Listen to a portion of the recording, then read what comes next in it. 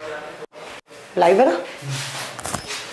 Good evening everyone, good evening, good evening. अरे तुम लोगों में थोड़ा सा पेशेंस नाम की चीज नहीं है क्या? 2 मिनट क्लास लेट होता है और तुम लोग यहाँ पर बकवासबाजी करने लग जाते हो।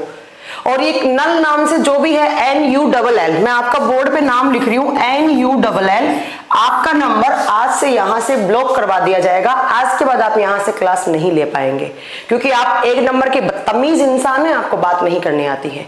ठीक है, तो अगर 2 मिनट 5 मिनट अगर क्लास लेट होती है तो प्लीज करके ये अपनी फालतू की बकवास ना करें। यहाँ पर ज्यादा भी इतना मत बोले कि कोई टीचर को क्लास में आने से पहले ही तुम लोग बकवास कर करके उसका दिमाग खराब कर दो। ठीक है, तो अगर आज का मुझे फालतू का कमेंट दिख गया ना, यहाँ पर 2-4 बच्चे और भी हैं, मैं उनका कमेंट पढ़ लूं, इन सबको यहाँ से ब्लॉक कर दीजिए। मुझे इनमें से कोई बच्चा नहीं चाहिए। इसका आईडी निकालिए जो नल नाम के हैं और इनको फोन करके बोलिए कि सर आपका टाइम्स कोचिंग में आपके दिन खत्म हो चुके हैं, आज के बाद आप यहाँ पर कोई भी बैच नहीं परचेज करेंगे। और देखने दो मुझे, रुक जाओ तुम। और कौन कौन बकवास कर रहा है यहाँ पे? ये बकवास करने का प्लेटफॉर्म नहीं है यहाँ पे।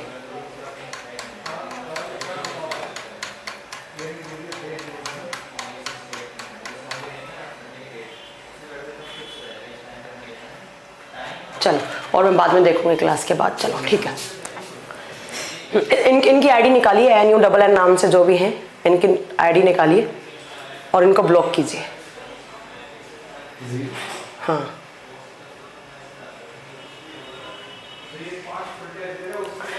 Good evening, good evening. और एक जो मुझसे आज के बाद कोई बच्चा ये पूछेगा ना ये क्लास लाइव है क्या या मैं लाइव हूं क्या, मैं तुरंत यहां से ब्लॉक करवा दूंगी। जो भी होगा मैं यहाँ पर उनको क्लास ब्लॉक करवा दूंगी। हाँ जी, इनको ब्लॉक करो। इनका जिस भी बैच में ना वो सबसे ब्लॉक कर दीजिए इनका। मैम गुस्से में नहीं है। मैम, तुम लोग यहाँ पर बकवास करते हो, तुम्हें लगता है मोबाइल हाथ में कोई मैम देखेंगी नहीं, यहाँ पर आप बकवास टाइप करने लग जाते हैं। अगर हम टीचर्स भी ह्यूमन बीइंग्स होते हैं, अगर आपकी सुबह क्लास नहीं हुई तो आप घर पे बैठे यहाँ पे, ऐसा तो है नहीं कि आप स्टूडियो में यहाँ पर चल के आ गए तो आपको नुकसान हो गया। अभी क्लास ले ली, सुबह क्लास नहीं थी तो अब क्लास ले ली आपकी। और लेट कहाँ हो गया? 6:05 अभी हुई और क्लास स्टार्ट हुए ऑलरेडी 3 मिनट हो चुके हैं। जो फालतू की बकवास करता है मेरे से बिना बोले यहाँ से कमेंट से भी करो और ऐप से भी, बैचेस से भी इनको रिमूव करो। यहाँ पर सिर्फ पढ़ाई करने वाले बच्चे चाहिए। इसका स्क्रीनशॉट लो, पहले क्लास बाद में स्टार्ट होगी, पहले इनको ब्लॉक कर दिया जाए।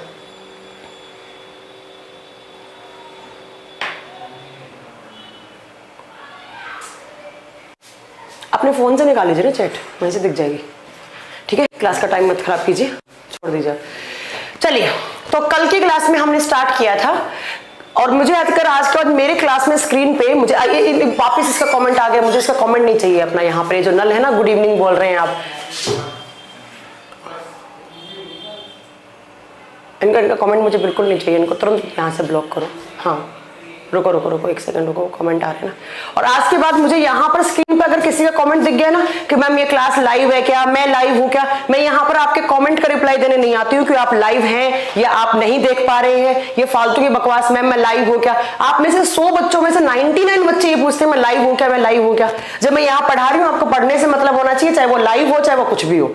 ठीक है, अब देखो एक लड़का कह रहा है मैम मेरा नाम क्या शो कर रहा है। क्या मैं ये बताने के लिए आई हूं कि आपका नाम क्या दिख रहा है इस टीवी के ऊपर? मेरा ये डिपार्टमेंट है क्या?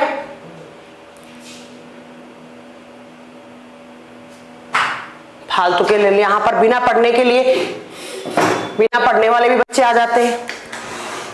मैं लाइव हूं क्या, मेरा नाम दिख रहा है क्या, मैम आप लाइव है क्या, आप मैम। एक तो तुम लोगों ने ये अपनी मेंटलिटी बना रखी है कि अगर मैम मेरा कमेंट का रिप्लाई नहीं कर रही हैं तो मैम आप तो रिकॉर्डेड क्लास चला रही हैं। मतलब आपके कमेंट का रिप्लाई देने आई हूं मैं यहाँ पे। मैं कमेंट का रिप्लाई देने आई हूं आपका कि भैया आप लोग कमेंट करो, फिर कमेंट खेल लेते हैं। क्या जरूरत है पढ़ाने की यहाँ पे?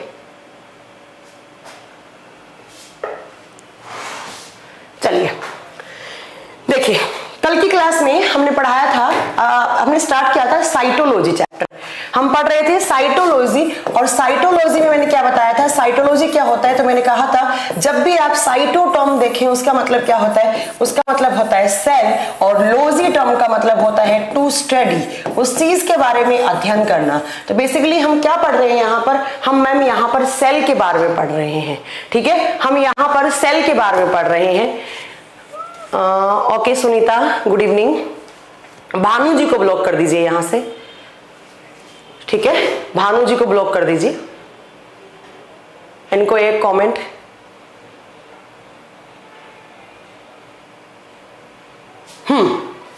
आज के बाद मेरी क्लास में इस बैच में कमेंट सेक्शन ही ऑफ कर देना, मुझे इनके कमेंट नहीं चाहिए, मुझे सिर्फ पढ़ाने से मतलब है, ना ये कोई अच्छा कमेंट। तुम लोगों ने आज तक मुझे क्लास में कभी भी कोई ऐसा कमेंट करके मुझे कोई क्वेश्चन नहीं पूछा जिसको मेरा बताने का मन करे। तुम लोग पूछते हो क्लास लाइव है क्या मैं दिख रहा हूं आपको, कैसे दिख जाओगे मुझे, क्या मैम मेरी आवाज आ रही है, कुछ बच्चे तो ऐसे कमेंट करते हैं यहाँ पे।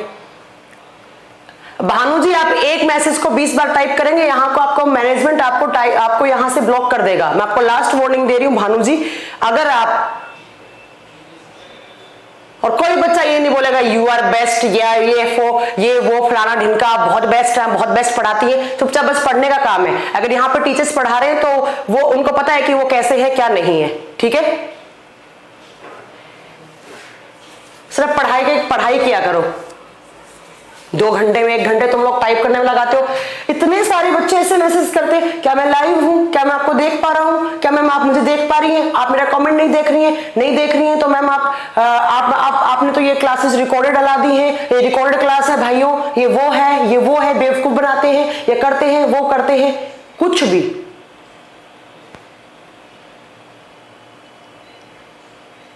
इस भानु जी को ब्लॉक कीजिए यहां से, भानु जी को यहां से ब्लॉक कीजिए, इनमें बात करने की तमीज नहीं है।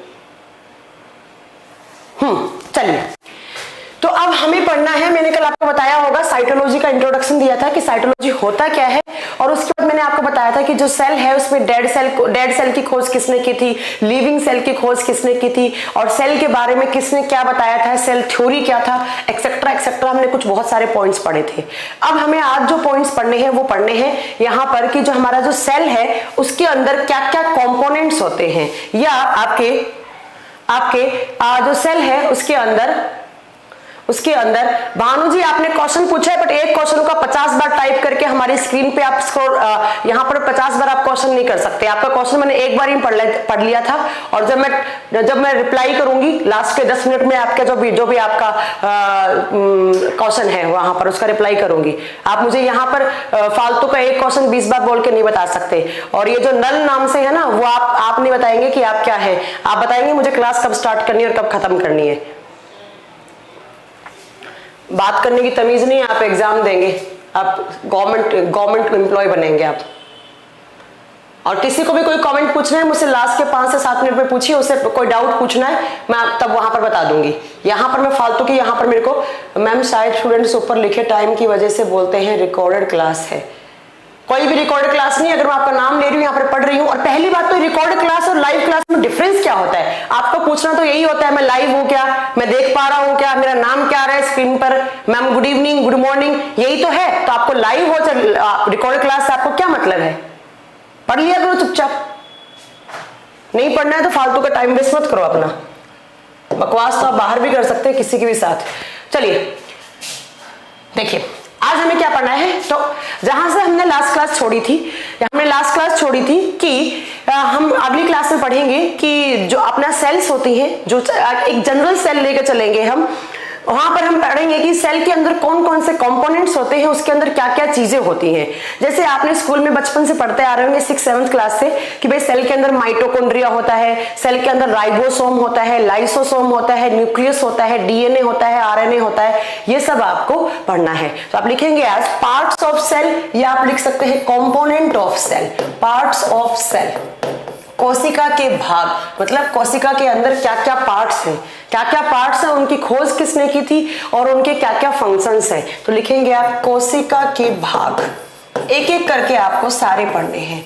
कोशिका के भाग, देखिए सबसे पहला जो आता है, हमारी जो सेल्स होती हैं उन सेल्स के आउटर में एक वॉल बनी हुई होती है जिसको बोलते हैं, जो सबसे बाहरी वॉल होती है उसको बोलते हैं सेल वॉल। एक नंबर लगा के लिखेंगे आप सेल वॉल, और हिंदी में जिसको लिखेंगे आप कोशिका भित्ति। हिंदी में हम क्या लिखेंगे? कोशिका भित्ति। देखिए वॉल का मतलब होता है दीवार, वॉल का मतलब होता है दीवार। ठीक है, आपको पढ़ना है यहाँ पर कि सेल वॉल क्या होता है। अगर मैं कॉमन सेल की बात करूं तो सुनो बच्चों, अगर कॉमन सेल की बात करूं तो जो सेल होती है उसके बाहर एक वॉल बनी हुई होती है, और इस वॉल को आप बोलते हैं सेल वॉल। उसको क्या बोलते हैं आप? सेल वॉल बोलते हैं, कोशिका भित्ति बोलते हैं।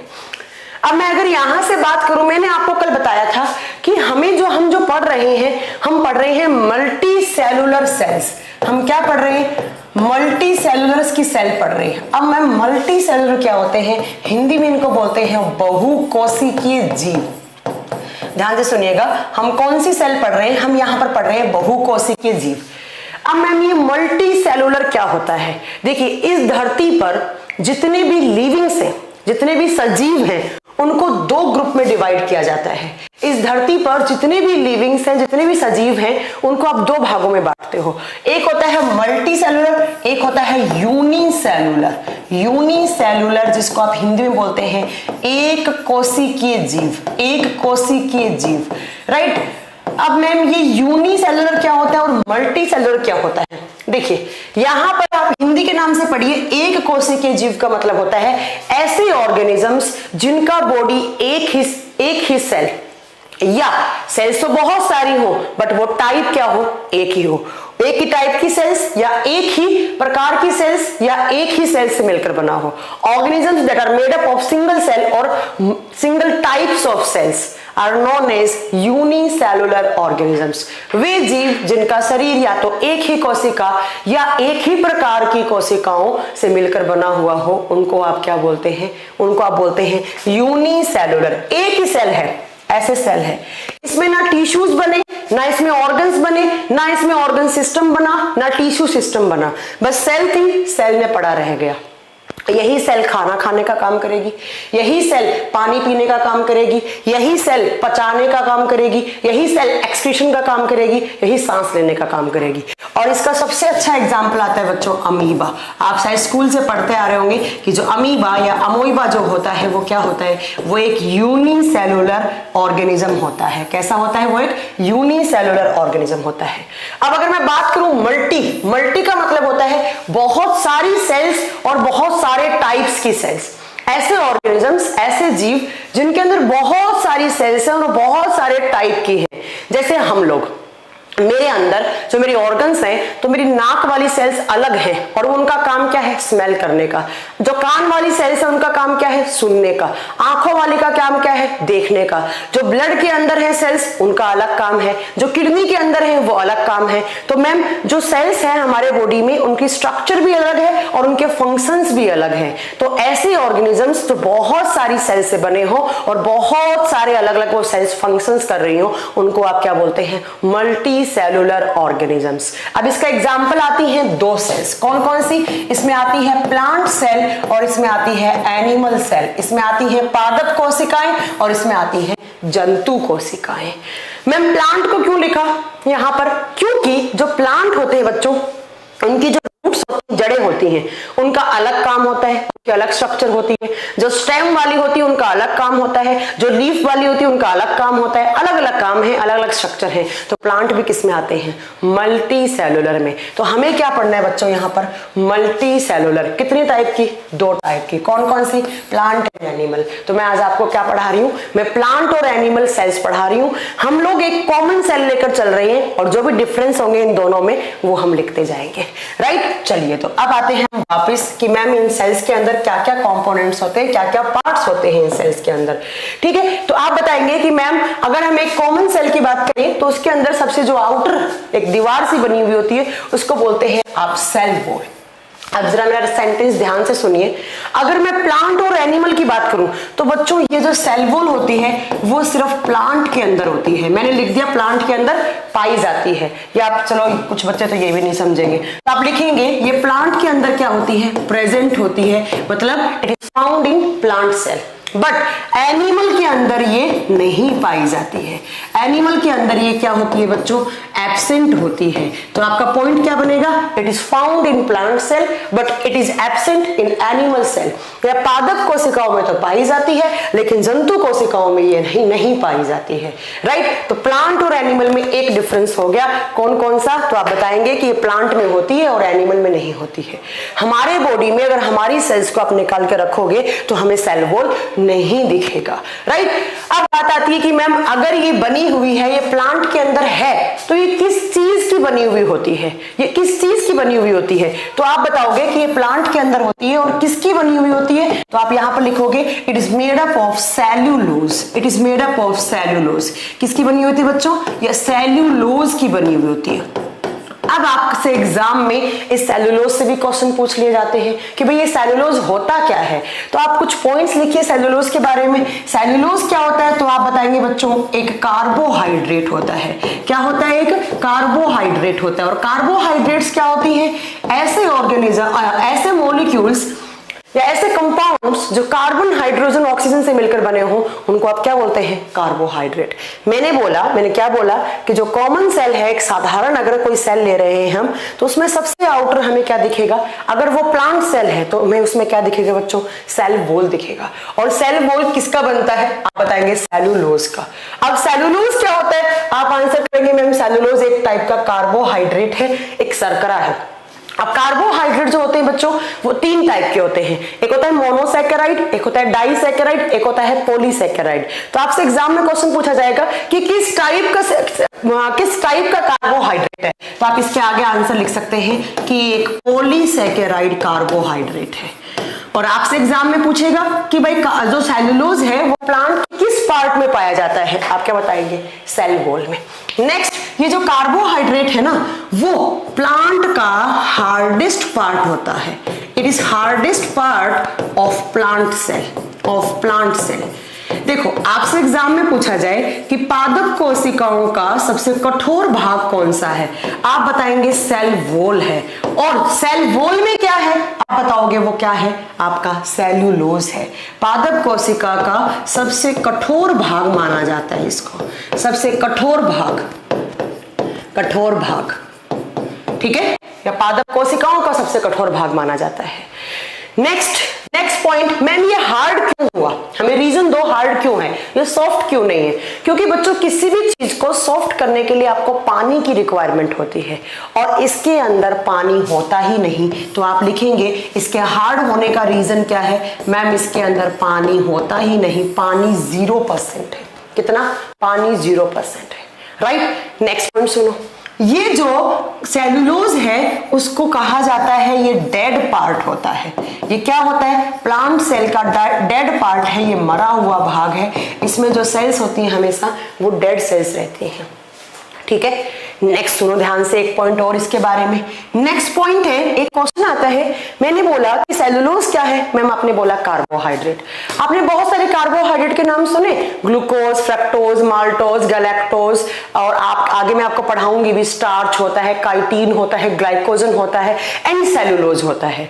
तो एग्जाम में क्वेश्चन आता है कि जो इतनी सारी कार्बोहाइड्रेट है इनमें सबसे ज्यादा कार्बोहाइड्रेट कौन सी होती है, आपका आंसर होगा कि इस धरती पर सर्वाधिक मात्रा में पाए जाने वाले कार्बोहाइड्रेट कौन सी है, आप आंसर देंगे वो कौन सी है, सेल्यूलोज। तो एक पॉइंट आप अपनी कॉपी में क्या लिखेंगे, it is most abundant carbohydrate on earth, यह धरती पर सर्वाधिक मात्रा में पाए जाने वाले कार्बोहाइड्रेट होती है, राइट। इतने सारे एग्जाम में क्वेश्चंस आएंगे। देखिए मैं एक बार फिर रिपीट कर रही हूं कि प्लांट के सबसे आउटर पार्ट होता है उसको सेल वॉल बोलते हैं, वो सेल्यूलोज का मिलकर बना होता है। सेल्यूलोज एक टाइप का कार्बोहाइड्रेट है, किस टाइप का, पॉलीसैकेराइड। और ये हार्डेस्ट पार्ट होता है प्लांट का। हार्ड क्यों होता है, क्योंकि मैम इसके अंदर पानी होता ही नहीं, और जब पानी नहीं होता तो वो चीज क्या हो जाती है, हार्ड हो जाती है। नेक्स्ट आप बताएंगे पादप कोशिकाओं का सबसे कठोर भाग है और ये डेड पार्ट भी होता है। और सेल्यूलोज एक ऐसी कार्बोहाइड्रेट है जो सारी की सारी कार्बोहाइड्रेट में सबसे ज्यादा पाई जाती है, सबसे ज्यादा पाई जाती है। अब देखिए मैंने बोला कि प्लांट सेल में सेल्यूलोज होती है, बट एनिमल सेल में प्लांट सेल में क्या, सेल वॉल होता है, बट एनिमल सेल में सेल वॉल नहीं होता है।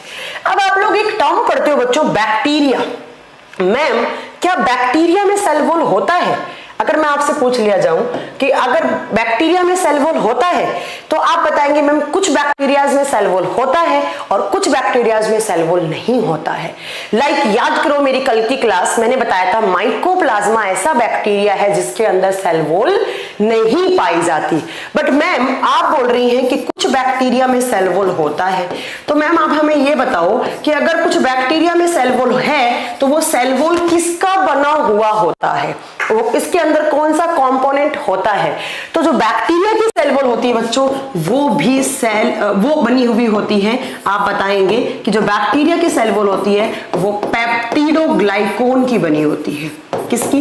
पेप्टिडोग्लाइकोन की बनी हुई होती है, पेप्टिडोग्लाइकोन की बनी हुई होती है। ठीक है, आपसे एग्जाम में क्वेश्चन पूछ लिया जाए कि भाई जो कुछ जीवाणु होते हैं, कुछ बैक्टीरियाज होते हैं, उनके अंदर जो सेल वॉल होती है वो किसकी बनी हुई होती है? आप क्या बताएंगे बच्चों? वो पेप्टिडोग्लाइकोन की बनी हुई होती है। नेक्स्ट एग्जाम में क्वेश्चन आता है कि भाई जो फंगस होते हैं, जो फंगस होते हैं और फंगस को फंजाई या कवक बोलते हैं। क्वेश्चन आता है कि जो फंगस होते हैं क्या उनमें सेल वॉल होता है? आप बोलेंगे यस, उनमें सेल वॉल होता है। तो आपका क्वेश्चन आएगा कि अगर उनमें सेल वॉल है तो वो किसका बना हुआ है? आप आंसर करेंगे कि अगर उनमें सेल वॉल है तो वो काइटिन का बना हुआ होता है। किसका बच्चों? काइटिन का बना हुआ होता है। राइट मैम, काइटिन क्या होता है? मैं आपको बता दूं, काइटिन भी एक कार्बोहाइड्रेट है। क्या है बच्चों? एक कार्बोहाइड्रेट है। नेक्स्ट यहां से आपसे क्वेश्चन पूछा जाएगा कि जो एल्गीज होती हैं, एल्गीज जानते हैं ना आप, शैवाल, नीले हरे शैवाल आपने सुने होंगे, आगे मैं पढ़ाऊंगी आपको बॉटनी वाले पार्ट में। क्या शैवाल में सेल वॉल होता है? यस, शैवाल में भी सेल वॉल होता है। अब क्वेश्चन आता है कि अगर शैवाल में सेल वॉल है तो वो किसका बना हुआ है? तो याद रखिएगा, प्लांट में प्लांट का सेल वॉल जिसका बना हुआ होता है उसी का ही क्या बना हुआ होता है? एल्गी का। तो प्लांट में सेल वॉल में क्या होता है? सेल्यूलोज। क्या होता है? सेल्यूलोज। ये लो, आपके एक क्वेश्चन के साथ आपके 3-4 क्वेश्चंस फ्री हो गए। प्लांट का सेल वॉल किसका? सेल्यूलोज का। एल्गी का? सेल्यूलोज का। फंगस का? काइटिन का। बैक्टीरिया का? पेप्टिडोग्लाइकोन। ठीक है। एनिमल का? मैम एनिमल में तो होता ही नहीं, तो इसमें कुछ मटेरियल होगा ही नहीं।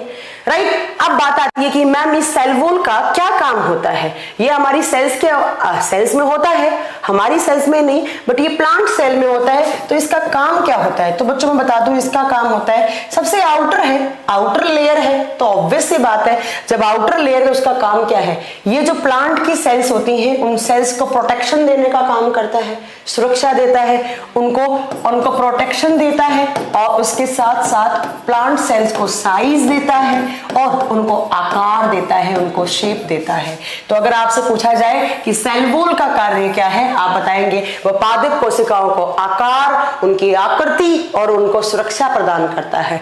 It gives protection, size and shape to plant cell. Right. इतना आपको याद रखना है कि सबसे आउटर लेयर होती है किसकी बच्चों? हम बात कर रहे हैं अगर कॉमन सेल में तो किसकी बच्चों? आप बताएंगे प्लांट्स की। प्लांट की सबसे आउटर लेयर पूछ ले एग्जाम में, आपका आंसर क्या होना चाहिए? सेल वॉल आंसर होना चाहिए। राइट। चलिए मैम, बैक्टीरिया की कार्बोहाइड्रेट प्लस अमाइनो एसिड की होती है। रोशन प्रहलाद बोरकर, आप कान ऐसे पकड़ो चाहे ऐसे पकड़ो बराबर बात होती है। क्यों? मैंने यहाँ पर लिखा है कि बैक्टीरिया की सेल वॉल पेप्टिडोग्लाइकोन की। बच्चों जो ये ग्लाइकोन है वो एक टाइप का कार्बोहाइड्रेट होता है, पेप्टिडो का मतलब होता है यहाँ पे प्रोटीन, और प्रोटीन्स बेसिकली किसके बने हुए होते हैं? Amino acid. तो आपका डाउट मुझे लगता है आपका क्लियर हो गया होगा। हाँ, ऐसे क्वेश्चन पूछो आप, हमेशा बोलूंगी मैं आपको। ठीक है, चलिए हो गया। तो पहला आपका सेल का कंपोनेंट कंप्लीट हो गया। दूसरे पे चलते हैं। अब सेल वॉल के बाद आता है बच्चों सेल मेम्ब्रेन। क्या आता है? Cell membrane. नेक्स्ट लिखेंगे आप सेल मेम्ब्रेन, और हिंदी में इसको बोलते हैं कोशिका झिल्ली, या इसका एक नाम और होता है हिंदी में, इसको कहा जाता है बच्चों कोशिका कला। वो कोशिका भित्ति था और इसको कहा जाता है कोशिका झिल्ली या कोशिका कला। ठीक है। बट इसके अलावा आपको मैं बता दूं कि यहाँ पर दो नाम और होते हैं इसके अलग अलग। इसको बोला जाता है सेल मेम्ब्रेन बोलो, या आप इसको प्लाज्मा मेम्ब्रेन बोलो, या आप क्या बोलो इसको, प्लाज्मा मेम्ब्रेन बोलो, प्लाज्मा झिल्ली, हिंदी में बोलेंगे प्लाज्मा झिल्ली। उसके बाद नेक्स्ट है प्लाज्मा लेमा, नाम भी होता है इसका। तीसरा नाम है यहाँ पर प्लाज्मा लेमा, प्लाज्मा लेमा। ये तीनों ही नाम आ जाए बच्चों तो आपका एक ही आंसर होगा। क्या आंसर होगा कि वो किसकी बात करना चाह रहा है, वो सेल मेम्ब्रेन की बात करना चाह रहा है। तो दूसरा कंपोनेंट हम क्या पढ़ने जा रहे हैं, हम पढ़ने जा रहे हैं मैम सेल के अंदर एक मेम्ब्रेन होती है, सेल मेम्ब्रेन बोल सकते हैं उसको, प्लाज्मा मेम्ब्रेन, और उसको प्लाज्मोलेमा भी कह सकते हैं। उसको क्या कहते हैं, प्लाज्मोलेमा भी कहते हैं। मैम कार्बोहाइड्रेट क्या होता है, मैं कॉमर्स की स्टूडेंट हूं इसलिए मैं समझ नहीं पाई, डोंट वरी साहिना, आपको मैं आगे कार्बोहाइड्रेट पढ़ाऊंगी। हरखा चौधरी कह रहे हैं मैम प्लीज इंग्लिश कमजोर है, हिंदी ज्यादा यूज करो। अगर आप इतनी इंग्लिश नहीं समझ सकते हरखा, तो मैं आपसे शर्त लगा सकती हूँ आप कोई भी कंपटीशन एग्जाम क्रैक नहीं कर सकते। मैं यहाँ पर बराबर में हिंदी लिख रही हूँ, इससे ज्यादा हिंदी आप मुझसे उम्मीद ना करें, ठीक है। चलिए तो अब बात आती है मैम ये क्या होती है। सबसे पहला क्वेश्चन आता है कि इसकी खोज किसने की थी, प्लाज्मा मेम्ब्रेन की डिस्कवर, या इसका who is discover of plasma membrane, इसकी खोज किसने की, आप बताएंगे। इसकी खोज की थी क्रैमर नाम के साइंटिस्ट ने। किसने, क्रैमर नाम के साइंटिस्ट ने इसकी खोज की थी। अब बात आती है कि मैम इस क्रैमर नाम के साइंटिस्ट ने किस में की थी, किस में की थी, आप बताएंगे। क्रैमर ने की थी आरबीसी। आरबीसी क्या होती है, कल बताया था, हमारे ब्लड के अंदर कुछ सेल्स होती हैं जिसको बोलते हैं आप रेड ब्लड सेल्स। आपसे एग्जाम में क्वेश्चन पूछा जाए कि सेल मेम्ब्रेन की खोज किसने की, आप बताएंगे क्रैमर ने। कौन सी सेल्स में की थी, रेड ब्लड सेल्स में सबसे पहले की थी, ठीक है। नेक्स्ट पॉइंट याद रखिएगा, आप लिखेंगे it is found in both cells, it is found in both cells। और both का मतलब क्या क्या हो गया मैम, यहाँ पर हम दो सेल्स की बात कर रहे हैं, प्लांट एंड दूसरी कौन सी है बच्चों, एनिमल। हिंदी मीडियम वाले बच्चे क्या लिखेंगे, यह है जंतु और पादप दोनों कोशिकाओं में पाई जाती है, जंतु और पादप दोनों कोशिकाओं में पाई जाती है। बट यहाँ पर एक माइनर सा डिफरेंस होगा कि यहाँ पर प्लांट में कैसे होगी और एनिमल में कैसे होगी। दोनों कोशिकाओं में उपस्थित होती है या पाई जाती है।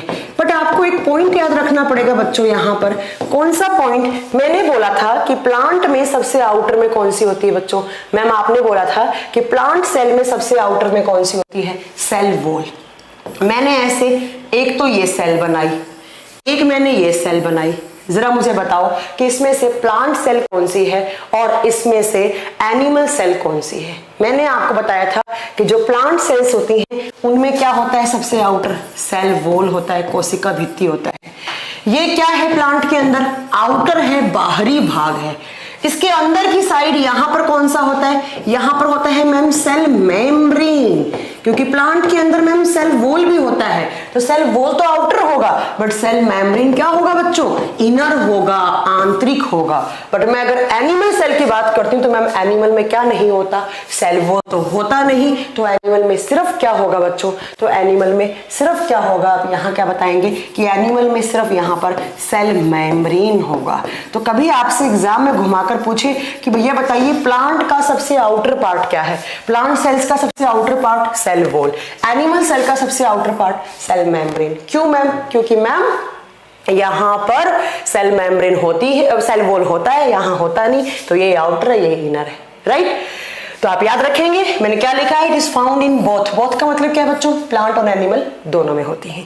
अब मैम ये किसकी बनी हुई होती है, ये किसकी बनी हुई होती है, तो मैं आपको पहले बता दूं, बनी हुई की तो बाद में बात करेंगे, पहले आपको एक सेंटेंस बता दूं मैं यहाँ पर। ये बाई लेयर्ड होती है, किसकी होती है, ये बाई लेयर्ड स्ट्रक्चर है।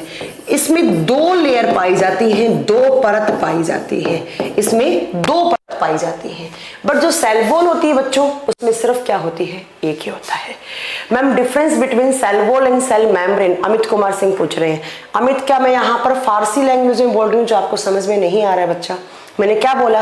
मैंने बोला सेल वॉल में सेलुलोज होता है, वो सिर्फ प्लांट में होता है, और सेल मेम्ब्रेन में सेलुलोज नहीं होता है, और वो दोनों में होता है। यही तो डिफरेंस है। तुम लोग ना, ये देखो MD तनवीर फिर पूछ रहे हैं क्या मैम ये लाइव क्लास है? कुछ नहीं हो सकता तुम लोगों का। तुम लोग ना ढीठ हो गए हो ना, तुम लोग लगता है टीचर ऐसे ही बक के चली जाएगी, है ना? तुम लोग नहीं। चलो अब देखिए जरा, यहाँ पर ये 2 लेयर की बनी हुई होती है। ये तो हो गई, इसमें 2 लेयर होते हैं, बट मैम इसके अंदर होता क्या है? जैसे सेल वॉल में क्या था? सेलुलोज। बट यहाँ पर क्या होता है आप बताएंगे कि यहाँ पर मैम ये बनी हुई होती है फॉस्फोलिपिड्स की। कौन से लिपिड्स बच्चों? फॉस्फोलिपिड्स। हिंदी में भी क्या बोलेंगे इसको? हिंदी में सेम नाम होगा इसका, फॉस्फोलिपिड्स। अब जरा ध्यान से सुनो, फॉस्फोलिपिड्स। लिपिड्स क्या होते हैं? आप सब जानते हैं, लिपिड्स होता है वसा। फॉस्फो का मतलब होता है बच्चों जिसके आगे ऐसी लिपिड्स, ऐसी वसा जिसके आगे क्या जुड़ा हुआ हो? एक फॉस्फेट ग्रुप जुड़ा हुआ हो, एक फॉस्फेट ग्रुप जुड़ा हुआ हो। ठीक है, तो ऐसी लिपिड से बनी हुई होती है जिसके आगे क्या जुड़ा हुआ होता है बच्चों? एक फॉस्फेट ग्रुप जुड़ा हुआ होता है। ये आप याद रखिएगा। ऐसे बाई लेयर होती है, एक ऊपर की साइड लेयर होती है, एक नीचे की साइड होती है, और यहाँ पर बहुत सारी फॉस्फोलिपिड्स जुड़ी हुई होती है। ऐसे फॉस्फोलिपिड्स, ये लिपिड्स हैं, लिपिड्स की ड्रॉप है, और ये फॉस्फेट ग्रुप से आपस में जुड़ी हुई होती हैं। मैम MD अख्तर अंसारी बोल रहे हैं फॉस्फोलिपिड्स क्या होता है? तभी तो बताया फॉस्फोलिपिड्स क्या होता है, राइट? चलिए अब बात आती है कि मैम आपने बताया है कि ये आपकी क्या है? सेल मेम्ब्रेन है। तो इस सेल मेम्ब्रेन की मैम कुछ ना कुछ थिकनेस होती होगी, कुछ ना कुछ इसकी मोटाई होती होगी। तो आपसे नेक्स्ट क्वेश्चन पूछा जाएगा कि जो सेल मेम्ब्रेन है उसकी थिकनेस कितनी होती है, उसकी मोटाई कितनी होती है, उसकी मोटाई कितनी होती है?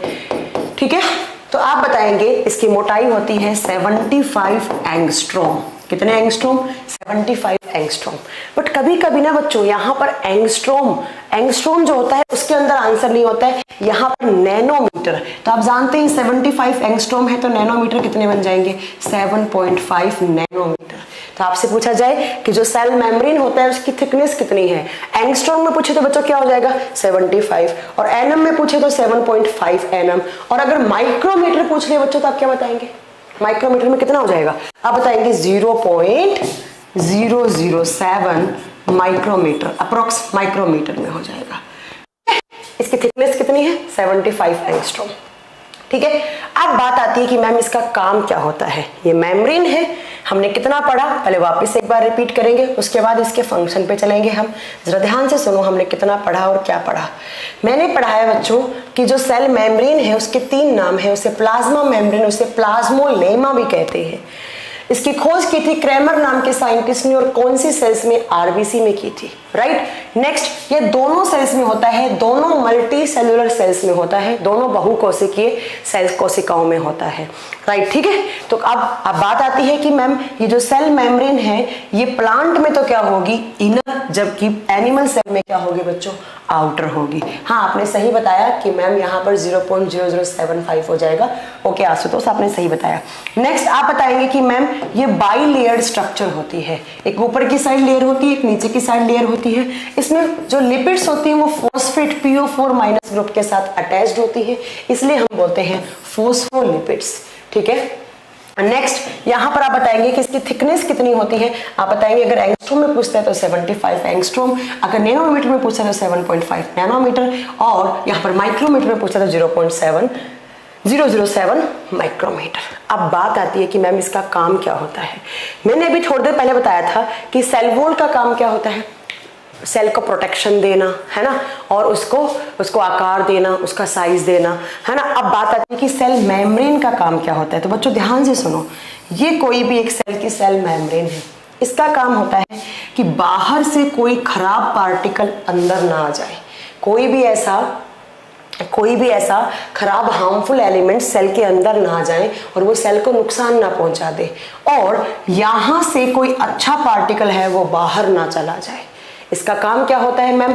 जो आपके मॉलिक्यूल्स होते हैं उनके मूवमेंट पे कंट्रोल करने का काम करती है।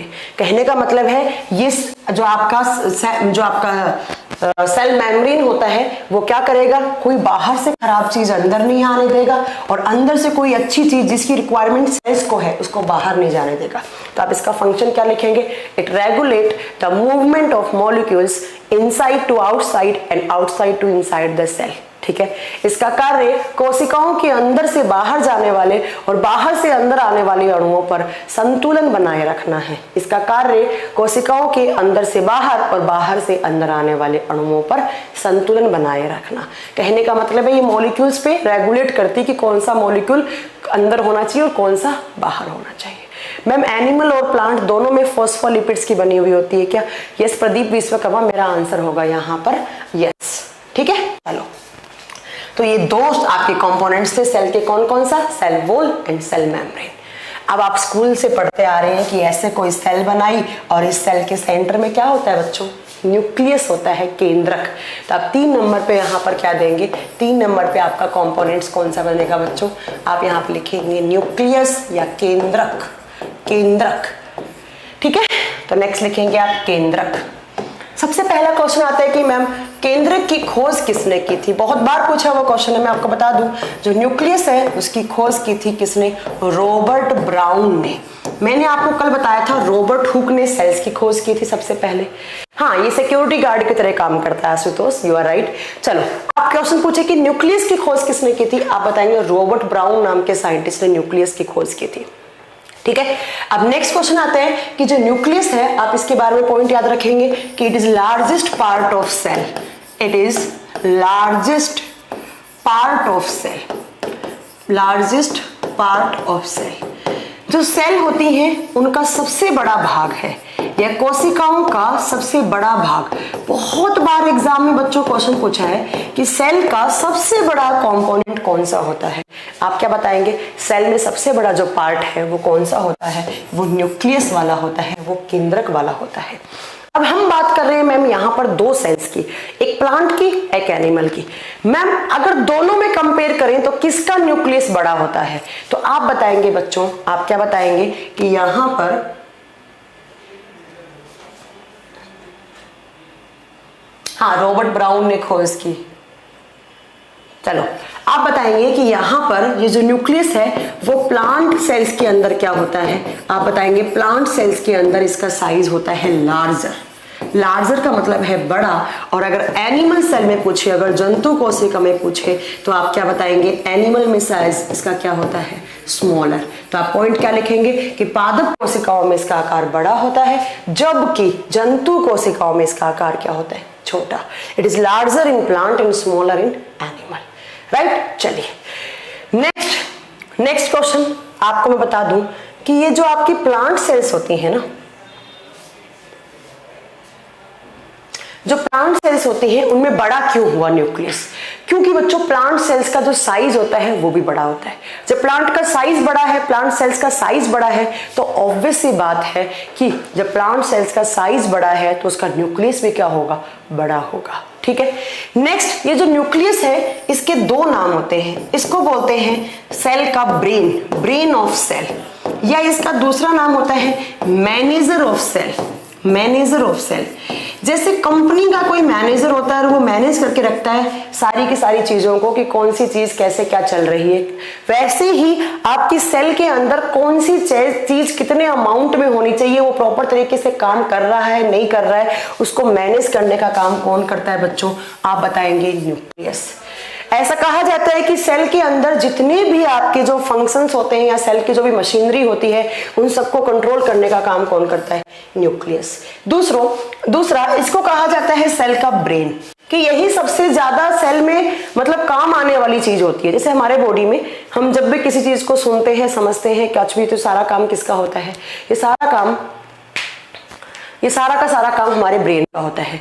वैसे ही हमारी जो न्यूक्लियस है वो भी हमारी सेल के अंदर मतलब सुनने का नहीं, मतलब समझने का काम करता है कि भाई सारे प्रॉपर तरीके से सारे फंक्शन सेल के हो रहे हैं, सही टाइम पर सेल डिवीजन का प्रोसेस जो है वो सही चल रहा है कि नहीं चल रहा है। तो ये दिमाग की तरह काम कर रहा है सेल के अंदर। तो आपसे एग्जाम में पूछे कि सेल के कौन से कॉम्पोनेंट को हम सेल का ब्रेन या मैनेजर कहते हैं, आप क्या बताएंगे, न्यूक्लियस को कहते हैं, केंद्रक को कहते हैं। बट अब कुछ सेल्स ऐसी भी होती हैं बच्चों जिनमें ये न्यूक्लियस होता ही नहीं है और आपसे एग्जाम में पूछा जाएगा कि ऐसी कौन सी सेल्स हैं जिनके अंदर न्यूक्लियस नहीं होता है। ठीक है, तो आप बताएंगे कि ऐसी कौन सी सेल्स हैं जिनके अंदर न्यूक्लियस नहीं होता है। तो आप पहला यहाँ पर एग्जाम्पल देंगे आरबीसी। क्या आरबीसी में न्यूक्लियस होता है? आप बताएंगे कि हमारे बॉडी में जो आरबीसी है, जो ह्यूमंस का आरबीसी है, वो हमेशा ऐसे दिखेगा, उसके अंदर आपको न्यूक्लियस दिखेगा ही नहीं। ऐसा नहीं, थोड़ा सा उसका आकार ऐसा सा दिखेगा आपको, ऐसे अंडे आकार की होती है थोड़ी सी। ठीक है, चलिए, तो आप याद रखेंगे कि जो आरबीसी है उसके अंदर न्यूक्लियस नहीं होता है। क्या मैम सिर्फ आरबीसी ऐसी सेल्स हैं जिनके अंदर न्यूक्लियस नहीं होता है, या फिर कोई और भी सेल्स होती हैं जिनके अंदर केंद्रक नहीं पाया जाता है? आप बताएंगे मैम एक और भी सेल्स होती हैं, वो कहां पर होती हैं? प्लांट के अंदर। प्लांट के अंदर कौन सी सेल्स होती है मैम? प्लांट में होता है बच्चों एक पार्ट जिसको बोलते हैं आप फ्लोएम। एक टर्म सुना होगा आपने, फ्लोएम, और फ्लोएम को हिंदी में फ्लोएम ही कहा जाता है। फ्लोएम का काम होता है फूड को ट्रांसफर करना। फ्लोएम क्या होती है? तो कुछ ऐसी नलिकाएं होती हैं, कुछ ऐसी डक्ट होती हैं जो प्लांट के अलग अलग पार्ट में फूड को ट्रांसपोर्ट करती हैं। और इस फ्लोएम के अंदर कुछ सेल्स होती हैं और उन सेल्स को बोलते हैं आप सीव सेल्स। उनका नाम होता है सीव सेल्स। अब हिंदी में कुछ अलग नाम नहीं है। और इन सीव सेल्स के अंदर जब आप इनको इलेक्ट्रॉन माइक्रोस्कोप पे रखोगे बच्चों, तो उसके अंदर आपको, यस सुमन आपका आंसर यस है, परमिएबिलिटी का भी काम करती है सेल मेम्ब्रेन, अर्ध पारगम्यता का भी काम करती है। आगे हम आपको पढ़ाएंगे, परमिएबिलिटी का भी मतलब भी बताएंगे। जो आपके सेल मेम्ब्रेन होती है वो सेमी परमिएबल होती है, वो अभी मैं नहीं बताऊंगी क्योंकि आपको समझ में नहीं आएगा। वो एक चैप्टर आएगा आपका पानी वाला, वाटर वाला, तब मैं आपको बहुत अच्छे से पढ़ाऊंगी वो, इसलिए मैंने यहाँ पे छोड़ दिया उस पॉइंट को। जो चीज़ जहाँ पर समझाने वाली होती है मैं वहीं पर समझाती हूँ। ठीक है, चलिए, कि मैम आरबीसी ऐसी सेल्स है जिसके अंदर न्यूक्लियस नहीं होता है। बहुत बार एग्जाम में क्वेश्चन आता है कि आपकी आरबीसी है उसके अंदर मैम शुतुरमुर्ग में केंद्रक होता है, यस सुनील, ठीक है, बट जो आरबीसी है उसके अंदर नहीं होता है। और जो प्लांट है उसके अंदर एक फ्लोएम वाला पार्ट होता है। अब ये फ्लोएम क्या है वो आगे के लिए छोड़ दो, बस आप अपनी कॉपी में क्या बनाएंगे, आप अपनी कॉपी में लिखेंगे कि जो फ्लोएम होती है वो फूड को ट्रांसफर करती है और उसके अंदर कुछ सेल्स होती है सीव सेल्स, और उसके अंदर न्यूक्लियस नहीं पाया जाता। तो इसको आप क्रॉस कर लेंगे कि उनके अंदर केंद्रक नहीं पाया जाता। और कहने का मतलब है कि जो आरबीसी है उसके अंदर भी नहीं होता है। चलो, अब बात आती है कि मैम आपने लिखा है न्यूक्लियस। अब इस न्यूक्लियस के क्या पार्ट्स हो सकते हैं? क्या इस न्यूक्लियस के पार्ट हो सकते हैं? तो आप बोलोगे यस, हमारे जो सेल्स के अंदर न्यूक्लियस है उसके 4 पार्ट होते हैं। कितने पार्ट्स होते हैं? 4 parts. Nucleus is divided into 4 parts. केंद्रक के 4 भाग होते हैं। ये आपका न्यूक्लियस है, इस न्यूक्लियस के 4 पार्ट होते हैं। चलो आप इसके, ये सेल मान लो और इसके अंदर आपका न्यूक्लियस मान लो। सबसे पहला पार्ट लिखेंगे बच्चों आप, सबसे पहला पार्ट होता है न्यूक्लियस मेम्ब्रेन। सबसे पहला पार्ट होता है बच्चों न्यूक्लियस मेम्ब्रेन। एक पढ़ाया था मैंने सेल मेम्ब्रेन या प्लाज्मा मेम्ब्रेन, राइट। एक मैंने आरबीसी में न्यूक्लियस होता है, कहां से पढ़ लिया आपने आशीष कुमार, आरबीसी में न्यूक्लियस होता है। ह्यूमंस की जो आरबीसी होती है उसके अंदर न्यूक्लियस नहीं होता है, याद रखिएगा। या मैमल्स की जो आरबीसी होती है उसके अंदर न्यूक्लियस नहीं होता है। जहां से भी आपने पढ़ा वो गलत पढ़ा। हाँ, एक ऊंट होता है और एक होता है आपका लामा, उनमें नहीं होता है। ठीक है, चलिए नेक्स्ट आप याद रखेंगे कि जो न्यूक्लियस है उसके 4 पार्ट होते हैं। सबसे पहला है न्यूक्लियस मेम्ब्रेन, को आपके केंद्रक की झिल्ली, केंद्रक के चारों तरफ एक झिल्ली पाई जाती है, एक मेम्ब्रेन लगी हुई होती है और उसको आप क्या बोलते हैं बच्चों? उसको आप न्यूक्लियस मेम्ब्रेन बोलते हैं। ठीक है, ये आपका न्यूक्लियस, इसके चारों तरफ ऐसे एक मेम्ब्रेन लगी हुई होती है और इस मेम्ब्रेन को क्या बोलेंगे आप? न्यूक्लियस मेम्ब्रेन बोलेंगे, राइट। अब आपसे एग्जाम में क्वेश्चन पूछा जाएगा कि ये जो न्यूक्लियस मेम्ब्रेन होती है वो किसकी बनी हुई होती है? आप बताओगे जो न्यूक्लियस मेम्ब्रेन है वो लिपोप्रोटीन की बनी होती है, या इसको लाइपोप्रोटीन बोलते हैं। किसकी? लाइपोप्रोटीन या लिपोप्रोटीन की बनी हुई होती है, लाइपोप्रोटीन। अब ये लाइपोप्रोटीन क्या होते हैं अभी समझाने बैठूंगी, 20 मिनट लग जाएंगे, आपको नहीं समझ में आएंगे, बट मैं एक प्रोटीन वाला पार्ट करवाऊंगी, वहां आपको बहुत अच्छे से समझ में आएगा। ठीक है, तो आप याद रखेंगे बच्चों। यस, आरबीसी सेल कभी भी डिवाइड नहीं होती है क्योंकि उसमें न्यूक्लियस नहीं होता है। चलिए तो आप याद रखेंगे कि जो आपका लाइपोप्रोटीन है उसकी बनी हुई होती है। एक बच्चा पूछ रहा है कि मैम जो WBC होती है उनके अंदर न्यूक्लियस होता है क्या? यस, जो WBC होती है उनके अंदर न्यूक्लियस पाया जाता है। ठीक है, चलिए तो आप बताएंगे कि मैम न्यूक्लियस के चारों तरफ एक आवरण लगा हुआ होता है, उसको बोलते हैं आप न्यूक्लियस मेम्ब्रेन। और ये न्यूक्लियस मेम्ब्रेन किसकी बनी हुई होती है? आप बताएंगे वो लिपोप्रोटीन की या लाइपोप्रोटीन की बनी हुई होती है। अब बात आती है दूसरा पॉइंट, आपको यहाँ पर क्या याद रखना है, ये जो न्यूक्लियस मेम्ब्रेन है ना बच्चों, इसके अंदर ऐसे छोटे छोटे पोर से बने हुए होते हैं, इसके अंदर ऐसे छोटे छोटे छिद्र बने हुए होते हैं। और ये जो पोर्स है ना, इनको नाम दिया जाता है न्यूक्लियर पोर, इनको नाम दिया जाता है न्यूक्लियर पोर या केंद्र सूक्ष्म छिद्र, इनको नाम दिया जाता है केंद्र सूक्ष्म छिद्र। और इन पोर्स के थ्रू क्या होता है, इन पोर्स के थ्रू आपका जितना भी सेल के बाहर की साइड जो न्यूट्रिएंट्स हैं या कुछ थोड़ा बहुत पानी है, वो सब कुछ कहाँ आ जाता है? न्यूक्लियस के अंदर आ जाता है। ठीक है, आपको 2 पॉइंट याद रखना है। न्यूक्लियस के चारों तरफ मेम्ब्रेन होती है जो लाइपोप्रोटीन की बनी हुई होती है। इस मेम्ब्रेन के अंदर छोटे छोटे न्यूक्लियर पोर्स होते हैं जहां से न्यूट्रिएंट्स, पोषक तत्व, ग्लूकोज वगैरह जो भी आपके न्यूक्लियस को रिक्वायरमेंट होती है वो बाहर से आ जाता है। नेक्स्ट न्यूक्लियस मेम्ब्रेन के बाद आप दूसरा याद रखेंगे कि न्यूक्लियस के अंदर दूसरा कंपोनेंट कौन सा होता है। तो न्यूक्लियस के अंदर दूसरा कंपोनेंट जो आपका होता है उसको बोलते हैं न्यूक्लियोप्लाज्म। नेक्स्ट लिखेंगे न्यूक्लियोप्लाज्म। हिंदी में इसको बोलते हैं बच्चों केंद्रक द्रव। क्या बोलते हैं? केंद्रक द्रव। देखो प्लाज्म का मतलब होता है लिक्विड या द्रव, न्यूक्लियो का मतलब क्या है बच्चों? केंद्रक। वो द्रव जो केंद्रक के अंदर होता है, ये आपका न्यूक्लियस है, इसके अंदर जो प्लाज्म होता है, जो लिक्विड होता है, उसको आप क्या नाम देंगे? उसको आप न्यूक्लियोप्लाज्म नाम देंगे। उसको आप क्या नाम देंगे? उसको आप न्यूक्लियर प्लाज्म नाम देंगे। ठीक है, चलिए अब बात आता है ये न्यूक्लियोप्लाज्म का कलर कैसा होता है। ये एग्जाम में पूछा हुआ क्वेश्चन है कि देखो, एग्जाम में थोड़ा सा घुमाकर पूछा था। क्या पूछा था? एग्जाम में क्वेश्चन पूछा था कि जो न्यूक्लियस के उस कंपोनेंट का नाम बताइए जो कलरलेस होता है, जो रंगहीन होता है, जिसका कोई रंग नहीं होता, आप बताएंगे वो कौन सा है। आपका आंसर क्या आएगा बच्चों? वो न्यूक्लियोप्लाज्म है। न्यूक्लियस के अंदर जो लिक्विड होता है बच्चों, उसके अंदर कुछ भी, मैम क्या एनिमल में आरबीसी पाई जाती है? यस, एनिमल के खून होता है, खून जहां जहां खून है वहां आरबीसी है।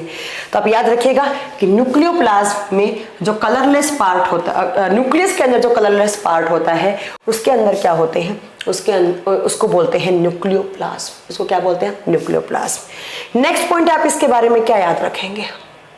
नेक्स्ट पॉइंट आप इसके बारे में याद रखेंगे कि इसके अंदर होते क्या क्या चीज है। इस न्यूक्लियोप्लाज्म के अंदर क्या क्या होता है आप बताओगे? इस न्यूक्लियोप्लाज्म के अंदर क्रोमेटिन होते हैं। इस न्यूक्लियोप्लाज्म के अंदर क्या होते हैं? क्रोमेटिन होते हैं। अब मैम ये क्रोमेटिन क्या होते हैं आप बताओगे? It is a thread like structure. Thread का मतलब क्या होता है बच्चों? धागा। ये एक धागे नुमा संरचना होती है ऐसे, जो आगे चलकर आपका डीएनए और आरएनए बनाती है। जो आगे चलकर क्या है? डीएनए और आरएनए बनाती है। ठीक है, तो आप बताएंगे कि इसके अंदर क्रोमेटिन पाए जाते हैं न्यूक्लियस के अंदर। पहला पॉइंट न्यूक्लियस के अंदर, और न्यूक्लियस के कहां पर? न्यूक्लियोप्लाज्म के अंदर। दूसरा आप बताएंगे कि इसके अंदर होता है डीएनए। क्या होता है बच्चों? डीएनए। और क्या होता है? इसके अंदर होता है आरएनए। DNA, RNA. उसके बाद बताएंगे कि इसके अंदर होते हैं एक और सेल का कंपोनेंट जिनका नाम होता है राइबोसोम, और हिंदी में बोलते हैं उनको राइबोसोम। हिंदी में बोलते हैं उनको राइबोसोम। और कुछ यहाँ पर होते हैं बच्चों एंजाइम। क्या होते हैं? कुछ होते हैं यहाँ पर एंजाइम। तो आपसे एग्जाम में क्वेश्चन पूछा जाएगा बच्चों कि न्यूक्लियोप्लाज्म क्या होता है। आप बताएंगे न्यूक्लियस के अंदर एक कलरलेस लिक्विड होता है, उसको आप न्यूक्लियोप्लाज्म बोलते हैं। उसके अंदर क्या क्या स्ट्रक्चर पाई जाती है? किस किस की स्ट्रक्चर? क्रोमेटिन। क्रोमेटिन क्या होती है? धागे नुमा संरचनाएं होती हैं जो आगे चलकर क्या बनाती हैं? डीएनए और आरएनए। राइबोसोम्स होते हैं, एंजाइम्स होते हैं। तो ये दूसरा कंपोनेंट हो गया किसका? न्यूक्लियस का। ठीक है, हाँ, इसी क्रोमेटिन से आगे चलकर बच्चों डीएनए आरएनए फॉर्म होते हैं। चलिए नेक्स्ट हम न्यूक्लियस का कौन सा पार्ट पढ़ेंगे? तीसरा पार्ट। तो नेक्स्ट अपना न्यूक्लियस का कंपोनेंट कौन सा हो जाएगा? न्यूक्लियोलस। नेक्स्ट कंपोनेंट का नाम लिखेंगे आप न्यूक्लियोलस। न्यूक्लियोलस। अब हिंदी में सेम नाम होगा न्यूक्लियोलस, हिंदी में कुछ अलग से नाम नहीं होगा। अब मैम ये न्यूक्लियोलस क्या होता है, तो बच्चों जरा ध्यान से सुनो। ये आपका सेल, ठीक है, हम कॉमन सेल की बात कर रहे हैं, और न्यूक्लियस तो दोनों में होगा, चाहे प्लांट हो चाहे एनिमल। इस सेल के अंदर मैम ये हमारा न्यूक्लियस है, ये हमारा न्यूक्लियस के अंदर जो लिक्विड है वो है, और यहाँ पर एक और स्ट्रक्चर होती है, उसको आप क्या बोलते हैं, इसको हम बोलते हैं न्यूक्लियोलस। और न्यूक्लियोलस क्या होता है, ये वो पार्ट है जो सबसे पहले सेल डिवीजन करना स्टार्ट करता है।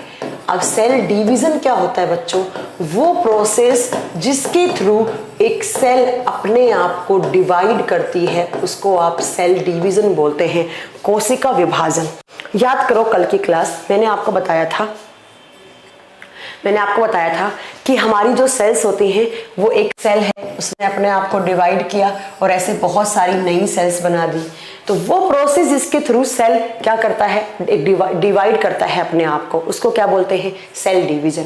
तो आपसे एग्जाम में क्वेश्चन पूछा जाएगा कि सेल के उस कंपोनेंट का नाम बताओ जो सबसे पहले सेल डिवीजन में या सेल डिवीजन को इनिशिएट करता है, सेल डिवीजन कोशिका विभाजन की शुरुआत करता है। तो आप बताएंगे कि जब भी सेल डिवीजन होना स्टार्ट होता है तो सबसे पहले कौन सा सेल का कंपोनेंट या न्यूक्लियस का कंपोनेंट डिवाइड होना स्टार्ट करता है, आप क्या बताएंगे, वो न्यूक्लियोलस होता है। ठीक है, वो कौन सा, वो आप बताएंगे न्यूक्लियोलस। चलो, तो 3 कंपोनेंट हो गए किसके, न्यूक्लियस के। हम पढ़ क्या रहे हैं, हम सेल में न्यूक्लियस, और न्यूक्लियस के भी कंपोनेंट्स पढ़ रहे हैं हम, जिसमें से 3 हो गए। तो इसमें आप क्या पॉइंट रखेंगे न्यूक्लियोलस में, आप लिखेंगे इसके अंदर कि it initiate cell division process. ठीक है, या कोशिका विभाजन की प्रोसेस को या कोशिका विभाजन की प्रक्रिया की शुरुआत करता है। चलो नेक्स्ट आप लिखेंगे कि इसके अंदर न्यूक्लियस के अंदर होते हैं कुछ क्रोमेटिन। क्या होते हैं, क्रोमेटिन। और क्रोमेटिन को हिंदी में बच्चों क्रोमेटिन ही बोलेंगे। अब मैम ये क्रोमेटिन क्या होते हैं, आप बताएंगे कि ये जो क्रोमेटिन होते हैं, ये अभी बताया मैम आपने, ये कुछ थ्रेड लाइक स्ट्रक्चर होती है, धागे नुमा संरचनाएं होती हैं, धागे नुमा संरचनाएं होती हैं, ऐसे थ्रेड जैसी स्ट्रक्चर्स होती हैं, और यही आगे चलकर क्या बनाती है, ये आगे चलकर बनाती है बच्चों न्यूक्लिक एसिड। और न्यूक्लिक एसिड्स क्या होते हैं, वो एसिड, वो अम्ल जो किसके अंदर है, केंद्रक के अंदर। कौन कौन से होते हैं बच्चों, 2, डीएनए एंड आरएनए। कौन कौन से, डीएनए और आरएनए। क्या पढ़ाया मैंने, कुछ समझ में आया, नहीं समझ में आया, एक बार और समझ लो, इसके बाद मेरे से कोई बच्चा कुछ नहीं पूछेगा। कितने आप लोग नॉनसेंस क्वेश्चंस पूछते हो, बस एक बच्चे ने पूछ रखा है इतना। अरे रुक जाओ मुकेश, आपके आंसर दूंगी मैं सारे, आप लोग मुझसे आगे ना चला करें, थोड़ा रुकिए। ठीक है मैम, सुमन आप हमेशा आप आगे चलती हैं, प्लीज आप सुमन पेशेंस के साथ बनी रहे, तो मैं आपके सारे क्वेश्चंस का आंसर दूंगी। सिर्फ मैंने यहाँ पर राइबोसोम लिखा है कि अलग से जब मैं राइबोसोम पढ़ाऊंगी तो प्लीज करके आप थोड़ा सा पेशेंस रखें सुमन। ठीक है, चलिए देखिए, मैंने बताया कि सेल के अंदर न्यूक्लियस होता है, और वो न्यूक्लियस जो होता है वो प्लांट सेल के अंदर क्या होता है, बड़ा, और एनिमल सेल के अंदर छोटा होता है। नेक्स्ट, न्यूक्लियस के 4 पार्ट होते हैं। सबसे पहला होता है न्यूक्लियस मेम्ब्रेन। न्यूक्लियस के चारों तरफ जो मेम्ब्रेन होती है उसको आप न्यूक्लियस मेम्ब्रेन बोलते हैं, और वो लाइपोप्रोटीन की बनी हुई होती है। नेक्स्ट मैंने बताया कि न्यूक्लियोप्लाज्म, न्यूक्लियस के अंदर एक कलरलेस लिक्विड होता है जिसको आप न्यूक्लियोप्लाज्म बोलते हैं। उसके अंदर क्या क्या होते हैं, क्रोमेटिन जो आगे चलकर आपके डीएनए करते हैं। उसके अंदर राइबोसोम होते हैं, राइबोसोम एक अलग से पार्ट है, उसको मैं बाद में कंप्लीट करवाऊंगी। ठीक है, उसके अंदर होते हैं एंजाइम्स। तीसरा कंपोनेंट है इसका न्यूक्लियोलस। न्यूक्लियोलस वो पार्ट है जो सेल डिवीजन के टाइम पर सबसे पहले डिवाइड होना स्टार्ट हो जाता है। ठीक है, और चौथा पार्ट कौन सा है, क्रोमेटिन। क्रोमेटिन क्या होते हैं, थ्रेड लाइक स्ट्रक्चर जो आगे चलकर क्या बनाते हैं, न्यूक्लिक एसिड। और न्यूक्लिक एसिड्स क्या होते हैं, डीएनए और आरएनए। ठीक है, अब बात यह है कि ये न्यूक्लिक एसिड्स क्या होते हैं जो हमें अब पढ़ना है। ठीक है, तो नेक्स्ट आपकी हेडिंग दोगे कि हमारे जो न्यूक्लियस है उसके अंदर 2 टाइप के न्यूक्लिक एसिड्स होते हैं। न्यूक्लियस के अंदर क्या होते हैं बच्चों, न्यूक्लियस के अंदर क्या होते हैं, 2 टाइप के न्यूक्लिक एसिड होते हैं, और इन न्यूक्लिक एसिड को हिंदी में बोलते हैं न्यूक्लिक अम्ल। न्यूक्लिक अम्ल, ठीक है, कौन कौन से बच्चों, मैम एक होता है डीएनए, एक होता है। ओहो, वीडियो रुक गया है। एक सेकंड रुकेगा बच्चों।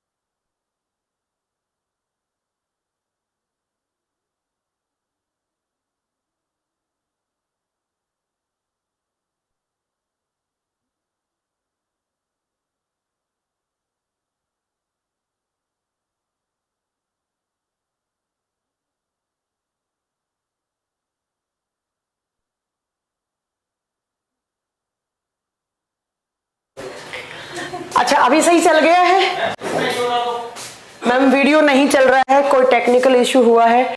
अभी एक बार बताइएगा आप कमेंट करके।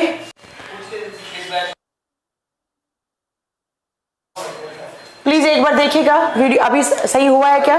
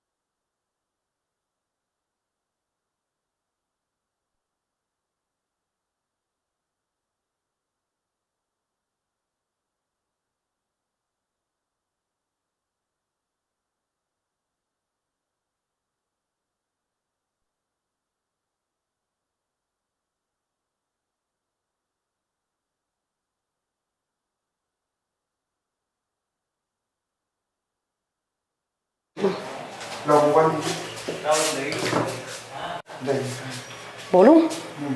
अच्छा, अभी देखिएगा एक बार क्लास, एक बार रिफ्रेश कर लीजिए आप प्लीज। अभी चल रहा है क्या?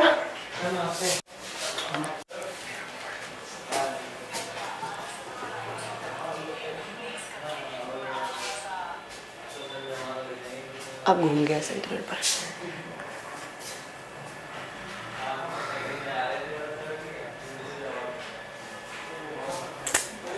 हाँ,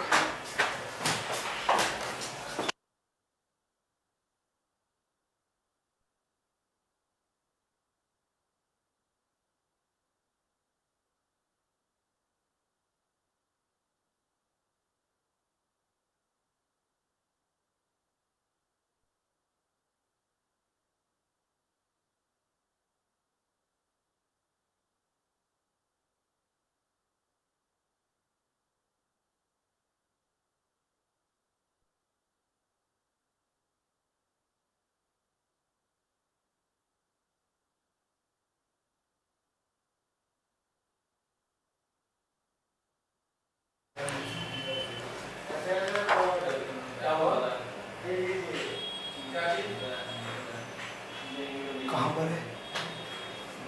G6। अच्छा, एक बार अभी कमेंट करके बताइए कि अभी क्लास चल गई है क्या? काम करता हूँ इस पे। G6 में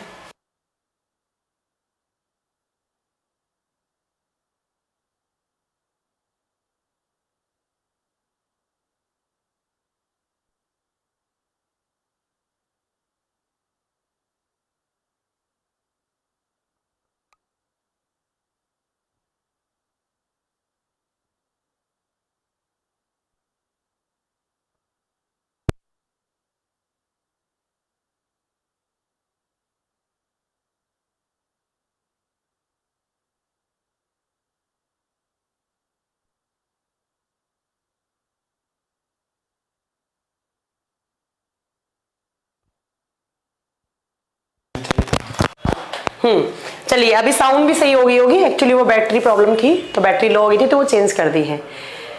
ठीक है, ओके। आप जो पढ़ाते हैं वो मैं क्लास में बच्चों को समझाता हूँ, आप तो मत ही समझाएं, नल नाम के जो भी हैं आप, आपका तो नंबर ब्लॉक होने वाला है, आप बहुत बकवास करते हैं। क्या कर रहा था आज? चलिए चलिए, चल रहा है, साउंड नहीं है।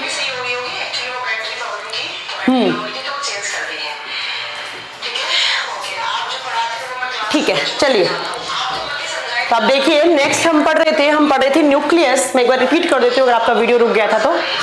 क्लास ऑन हो गया है, ओके कमल, चलिए पढ़िए। तो मैंने बताया था कि जो न्यूक्लियस है उस न्यूक्लियस के अंदर दो टाइप के एसिड्स होते हैं जिनको आप न्यूक्लिक एसिड्स बोलते हैं। और न्यूक्लिक एसिड्स क्या होते हैं? ऐसे एसिड जो किसके अंदर होते हैं, जो न्यूक्लियस के अंदर होते हैं, उनको आप न्यूक्लिक अम्ल बोलते हैं। कौन कौन से होते हैं मैम? दो होते हैं, एक होते हैं डीएनए एंड एक होता है आरएनए। तो अब हमें जो पढ़ना है वो पढ़ना है डीएनए और आरएनए के बारे में। यहां से बहुत सारे एग्जाम में बहुत सारे क्वेश्चंस आते हैं, डीएनए और आरएनए के बारे में पढ़ना है आपको। सबसे पहला तो आपको इनकी फुल फॉर्म पता होनी चाहिए। डीएनए की फुल फॉर्म क्या होती है? तो ये तो मुझे लगता है आप सब लोग जानते होंगे। इसकी फुल फॉर्म होती है डीऑक्सीराइबोस। इसकी फुल फॉर्म होती है डीऑक्सीराइबोस न्यूक्लिक एसिड।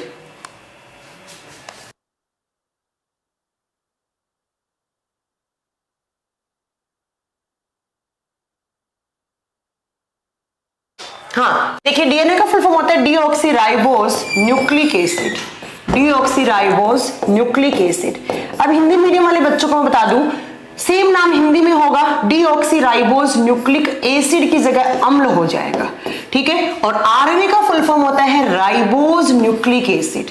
आरएनए का फुल फॉर्म होता है बच्चों राइबोस न्यूक्लिक एसिड, या हिंदी में आप क्या लिखेंगे? राइबोस न्यूक्लिक अम्ल। देखो, न्यूक्लिक एसिड का मतलब क्या है? वो एसिड जो कहां पर है? जो डीएनए के अंदर है। वो एसिड जो कहां पर है? जो एसिड आपसे एग्जाम में कभी क्वेश्चन पूछे कि डीएनए और आरएनए किस फॉर्म में होते हैं, आप क्या बताएंगे? डीएनए और आरएनए मैम न्यूक्लिक एसिड की फॉर्म में होते हैं, न्यूक्लिक अम्ल की फॉर्म में होते हैं। मैम आरएनए क्या होता है? पुनीत कुमार थोड़ा पेशेंस नहीं रख सकते क्या? मैं सब बताऊंगी कि क्या होता है आरएनए। अब नेक्स्ट आता है यहां से कि जो डीएनए और आरएनए है उनकी खोज किसने की थी? उनकी खोज किसने की थी? देखिए, आपने स्कूल में एक डायग्राम बनाया होगा डीएनए का ऐसे।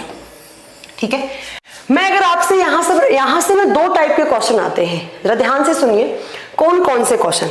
एक क्वेश्चन आते हैं कि जो न्यूक्लिक एसिड है, मतलब जो डीएनए और आरएनए, इनके बारे में सबसे पहले किसने बताया था कि भाई ऐसे कुछ एसिड्स हैं जो हमारे न्यूक्लियस के अंदर हैं? तो आपका आंसर होगा कि, और जो आपका न्यूक्लिक एसिड है उसके बारे में फ्रेडरिक मिशर करके नाम के साइंटिस्ट ने बताया था। फ्रेडरिक मिशर नाम के साइंटिस्ट ने सबसे पहले बताया था कि हमारे जो सेल्स हैं उनके अंदर न्यूक्लियस है, और न्यूक्लियस के अंदर क्या होता है बच्चों? तो न्यूक्लिक एसिड्स होते हैं। और न्यूक्लिक एसिड्स कौन कौन से होते हैं? डीएनए और आरएनए। तो आपसे एग्जाम में क्वेश्चन पूछा जाए कि न्यूक्लिक एसिड के बारे में सबसे पहले बताने वाले साइंटिस्ट कौन से हैं, आप बताएंगे Friedrich Miescher. But Friedrich Miescher ने क्या किया? न्यूक्लिक एसिड्स के बारे में बताया, और फ्रेडरिक मिशर ने सिर्फ आरएनए का मॉडल दिया था कि भाई आरएनए कैसी स्ट्रक्चर होगी। तो आप यहां पर सबसे पहला यहां पर लिखेंगे कि जो आरएनए का मॉडल है, आरएनए का जो मॉडल है वो किसके द्वारा दिया गया था? आप बताएंगे वो फ्रेडरिक मिशर के द्वारा दिया गया था। आप लिखेंगे अपनी कॉपी में, पहला क्या लिखेंगे कि न्यूक्लिक एसिड के बारे में किसने बताया? Friedrich Miescher. और आरएनए के मॉडल के बारे में किसने बताया? Friedrich Miescher. बट यहां पर जो डीएनए का ये जो मॉडल है ना, ये किसने दिया था? तो आप क्वेश्चन से क्या करेंगे? ये दिया था मैम वॉटसन एंड क्रिक नाम के साइंटिस्ट ने। दो साइंटिस्ट एक साथ मिले थे, वॉटसन एंड क्रिक। क्या बताया मैंने?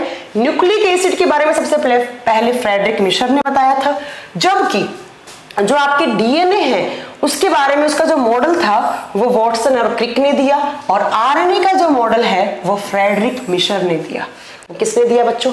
फ्रेडरिक मिशर ने दिया। ठीक है, चलो नेक्स्ट यहाँ मैम बीएसएसडी में क्वेश्चन आया था कि न्यूक्लिक एसिड में नाइट्रोजन होता है क्या? आपका आंसर होता है यस, होता है। आपको आगे समझ में आएगा, रवीना मीना आपको आगे आपको मैं समझाऊंगी कि वो न्यूक्लिक नाइट्रोजन किस फॉर्म में होता है।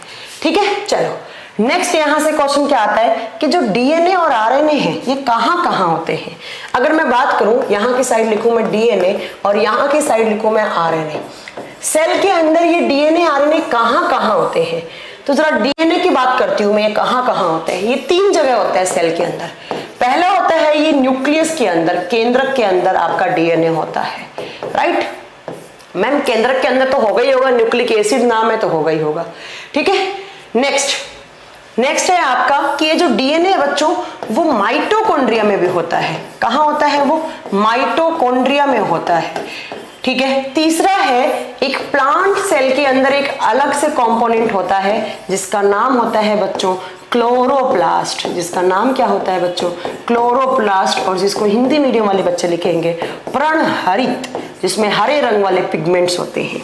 तो हमारी सेल्स के अंदर अगर वो एनिमल सेल है, ध्यान से सुनना, अगर वो एनिमल सेल है तो कहां कहां होगा डीएनए? एक तो न्यूक्लियस में होगा, एक माइटोकॉन्ड्रिया में होगा। ये आपका सेल, ये सेल का न्यूक्लियस, एक तो डीएनए यहां है, एक कंपोनेंट और होता है, आगे पढ़ोगे आप, माइटोकॉन्ड्रिया, उसके अंदर होता है। एक कंपोनेंट है जो सिर्फ आपकी प्लांट सेल्स के अंदर होता है, जिसको बोलते हैं आप क्लोरोप्लास्ट। तो अगर ये सेल प्लांट की है तो यहां भी डीएनए, यहां भी डीएनए, यहां भी डीएनए। आपसे एग्जाम में क्वेश्चन पूछा जाएगा कि न्यूक्लियस को छोड़कर वो कौन कौन से कंपोनेंट हैं जिनके पास खुद का डीएनए होता है। आपका आंसर क्या होगा? Mitochondria in chloroplast. But ma'am chloroplast सिर्फ किस में होता है? प्लांट सेल में होता है। अब ये क्लोरोप्लास्ट क्या होता है अभी का पार्ट नहीं, बाद का पार्ट है, पढ़ेंगे। तो डीएनए देखेंगे तो यहां यहां होगा। अब अगर आरएनए देखना है आपको आरएनए देखना है तो वो कहां होता है? तो आरएनए एक तो बच्चों न्यूक्लियस के अंदर होता है, एक तो कहां होता है आरएनए? केंद्रक के अंदर होता है, और दूसरा कहां होता है? तो आप एक नाम लिखेंगे, नया टर्म है आपके लिए, साइटोप्लाज्म। साइटो का मतलब क्या होता है? कोशिका। प्लाज्म का मतलब क्या बताया था? द्रव। तो कोशिका द्रव। अब ये कोशिका द्रव कहां होता है? तो जरा ध्यान से सुनिएगा कि कोशिका द्रव कहां होता है। ये आपकी सेल, ये आपका न्यूक्लियस, और न्यूक्लियस और सेल के बीच में एक जेली जैसा लिक्विड होता है। जेली टॉफी खाते हैं ना, जेली लिक्विड। इस लिक्विड को बोलते हैं बच्चों क्या? इसको बोलते हैं साइटोप्लाज्म। इसका नाम क्या होता है? साइटोप्लाज्म। वो लिक्विड जो कहां पर होता है? सेल के अंदर। कहां पर? ये न्यूक्लियस मेम्ब्रेन है, ये न्यूक्लियस की मेम्ब्रेन मान लो। ये कौन सी मेम्ब्रेन है? ये प्लाज्मा मेम्ब्रेन है। न्यूक्लियस मेम्ब्रेन, प्लाज्मा मेम्ब्रेन के बीच में एक जेली जैसा एक गाढ़ा द्रव होता है जिसको आप साइटोप्लाज्म बोलते हैं, और उसके अंदर क्या होता है? उसके अंदर आरएनए होता है। आरएनए एक यहां था और एक कहां हो गया? यहां हो गया। तो आपसे एग्जाम में क्वेश्चन पूछे कि मैम क्या वायरस में भी आरएनए होता है क्या? यस, वायरस में भी आरएनए होता है, ठीक है। आगे बताऊंगी मैं। अब वायरस जो होते हैं, कुछ वायरस में तो डीएनए भी होता है, और कुछ वायरस में सिंगल स्टैंडर्ड डीएनए होते हैं, कुछ में डबल स्टैंडर्ड डीएनए होता है, ठीक है। वो आगे की बात है, अभी नहीं बात करेंगे। आपने पूछा है सौरभ कुमार वायरस में न्यूक्लिक एसिड होता है, मेरा आंसर है यस, ठीक है। चलिए, तो आप याद रखेंगे कि साइटोप्लाज्म के अंदर क्या होता है? आरएनए होता है। चलो मैम, ये भी हो गया एक डिफरेंस आपका डीएनए और आरएनए के अंदर। नेक्स्ट डिफरेंस पे आते हैं बच्चों। नेक्स्ट हम क्या पढ़ते हैं? नेक्स्ट हम पढ़ेंगे इस डीएनए और आरएनए के बारे में।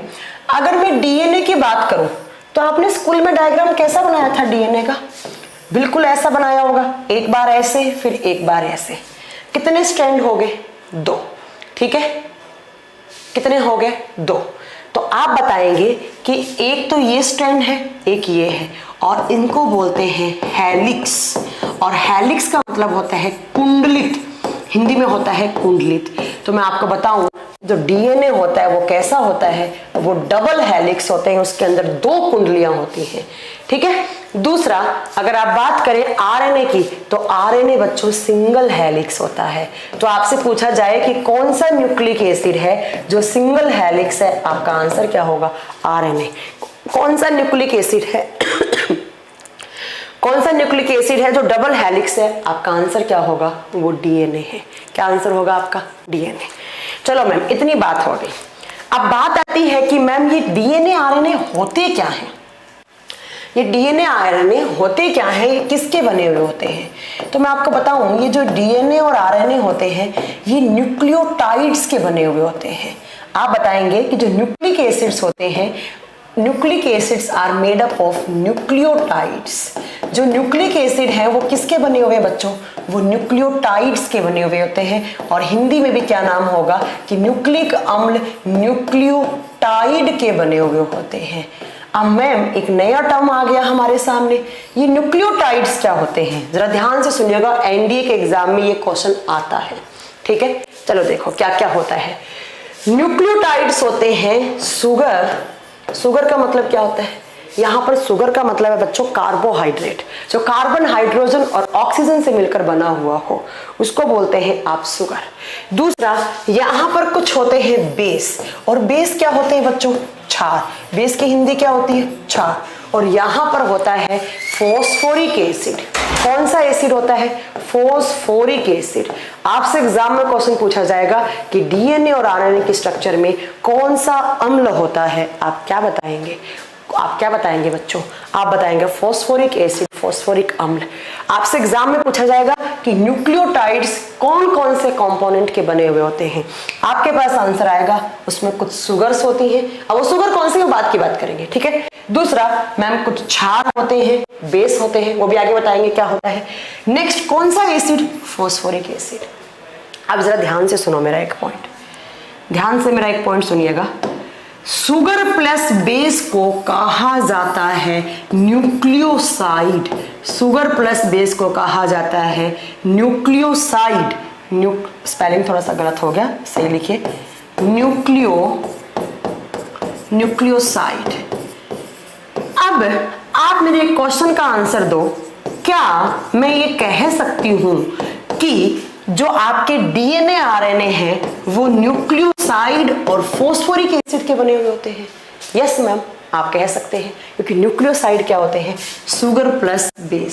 तो आप बताएंगे कि न्यूक्लियोटाइड क्या है? टी लग जाएगा तो क्या हो जाएगा? फॉस्फोरिक एसिड जुड़ जाएगा। बट अगर न्यूक्लियोसाइड हो गया तो आप क्या बताएंगे बच्चों?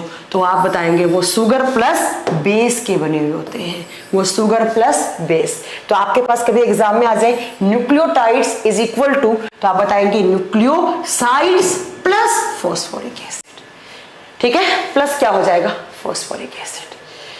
चलिए अब आती है मैम डीएनए आरएनए में और क्या डिफरेंस होता है। तो बच्चों जो डीएनए और आरएनए का जो डिफरेंस है, मैंने अभी बोला डीएनए आरएनए न्यूक्लियोटाइड्स के बने हुए होते हैं, ठीक है। और न्यूक्लियोटाइड, जो न्यूक्लियोटाइड है, ठीक है, ध्यान सुनिएगा, न्यूक्लियोटाइड्स में क्या होते हैं? सुगर होती है, ठीक है।